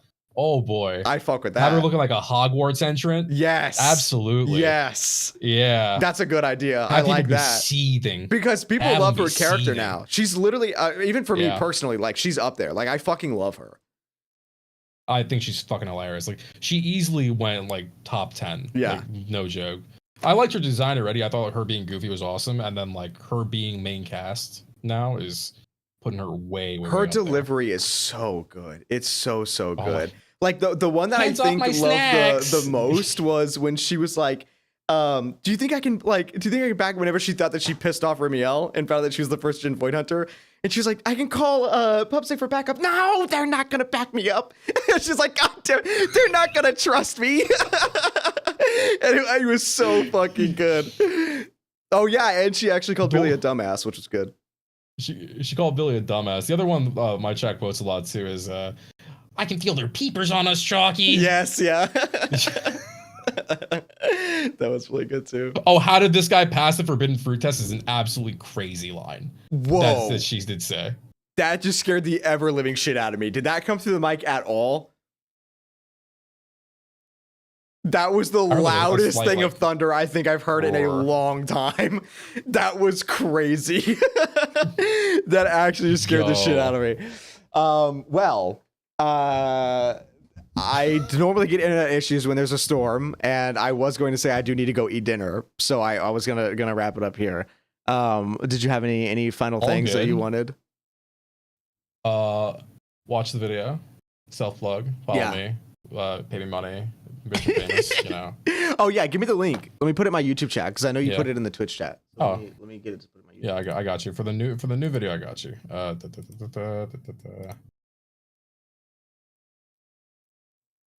watch it 3 times at 0.25 times speed and leave comments that say things about Zenless Zone Zero with keywords. Yeah. Say That way. Zenless Zone Zero in full, and then say zzzero, and then Zenless Zone Zero, and yes, exactly, just like the hashtags. then yes, exactly. Exactly, baby.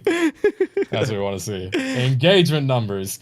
And everybody, if you are in my chat and you are not following Azrael, you are an anomaly, which is why you need to go follow like right now. Same thing for Comfy, because as you saw throughout this entire thing, Comfy actually has like really good theories. I just cover what's already confirmed in the story. So there you go. Oh, I mean, you get like a 30-70 split with like sometimes a good theory and then sacrifice tech. How the hell does Dylan's hoop work?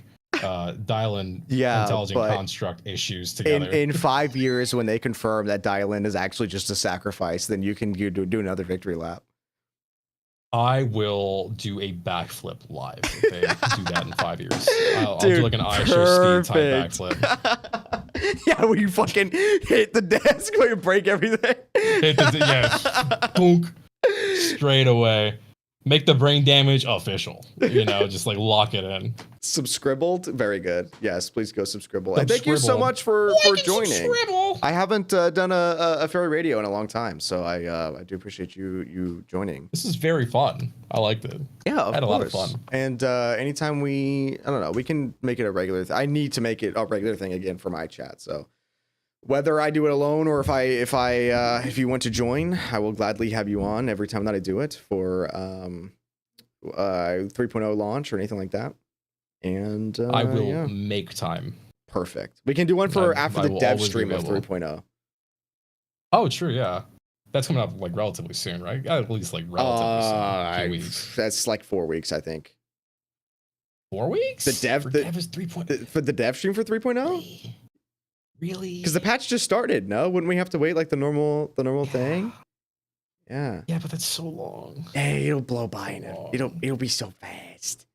It'll be so fast. You won't even I'm know. gonna finish the entire Bang Boo event today, and I'm gonna be scratching my neck for 3 weeks. I heard it's long. Like what? I don't know if it's the Bang Boo one, but I heard that I was told that it's not even fully out yet, and it's already really long. So and it's time gated. So by the time, yeah, it's time gated. Because I don't do like I always live stream every single event, but I only do it when they're fully out. And so if this, but like Bama just said, it's long as fuck. It's long as hell. And it's not even fully out yet. So once it's like fully out and then I go through and do it, then I have no idea how long it's going to be. But anyway, we can talk. If the lore in that one is crazy, then we can go through it too. But hell yeah. Yeah. Well, thank you so much for joining. I appreciate it. And I'm going to go Thank you for having me on. Yeah, of course. I'm going to go give a little goodbye to my chat before I go. But have a good one. Bye-bye, everybody. I'm going to keep going with DA and stuff, but take it easy. Oh, yeah. Are you, how much longer are you going to stream? Because I can raid you out after I end. Yeah, I'll probably go for at least like another hour and a half or so. Okay, I think. bet. Do like the DA, do the Bang Boo event, and then we'll just like keep yapping about stuff. I will watch you while I'm making burgers. All right. I will see you later. All right, peace. Bye bye. Everybody, I will also go run to pee. Thank you, guys. Take it easy. Yes, you too. Okay, ladies and gentlemen, thank you so much for joining. I know I didn't really talk that much. That was really much all Comfy Blue, but I do appreciate having Comfy on all the time because I like hearing his ideas because his ideas are really good, and hence why I say go over there and watch the videos.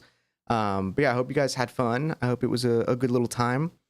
I do know that we need to do more Fairy Radios and stuff, but yeah, I have not done the review event yet. I'm probably just going to have to record it instead of streaming it. Because like I said, this is probably going to be the last stream for a while because I am going to have to fully lock in on making this season 2 lore video. I have no idea how I'm going to actually structure it. There's so much. There's so much that I have to do for this video, and I can't wait last minute. Like, I have to use the weeks that I have to do this. So once the Bang Boo event is fully out, I will stream that one in full. But the streams will probably be a little less in quantity for a little bit. That way I can try to get a lot of work done on the season 2 video. But yeah, let me go ahead and get the raid started for make it 5 minutes.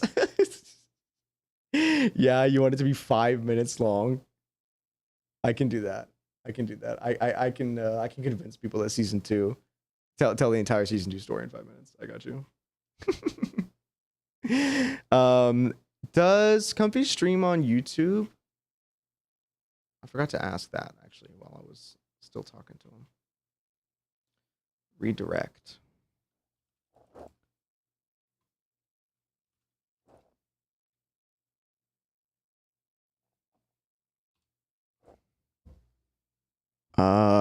No, I don't think so. So YouTube, I'm going to put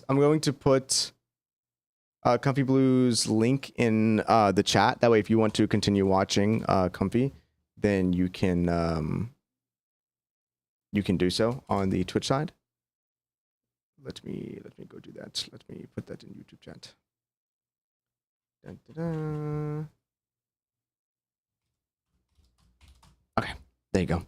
Thank you guys so much for joining. I appreciate it. I love you all. And thank you for all the super chats today. And thank you for all the support recently. You guys have been absolutely insane. Like actually ridiculous.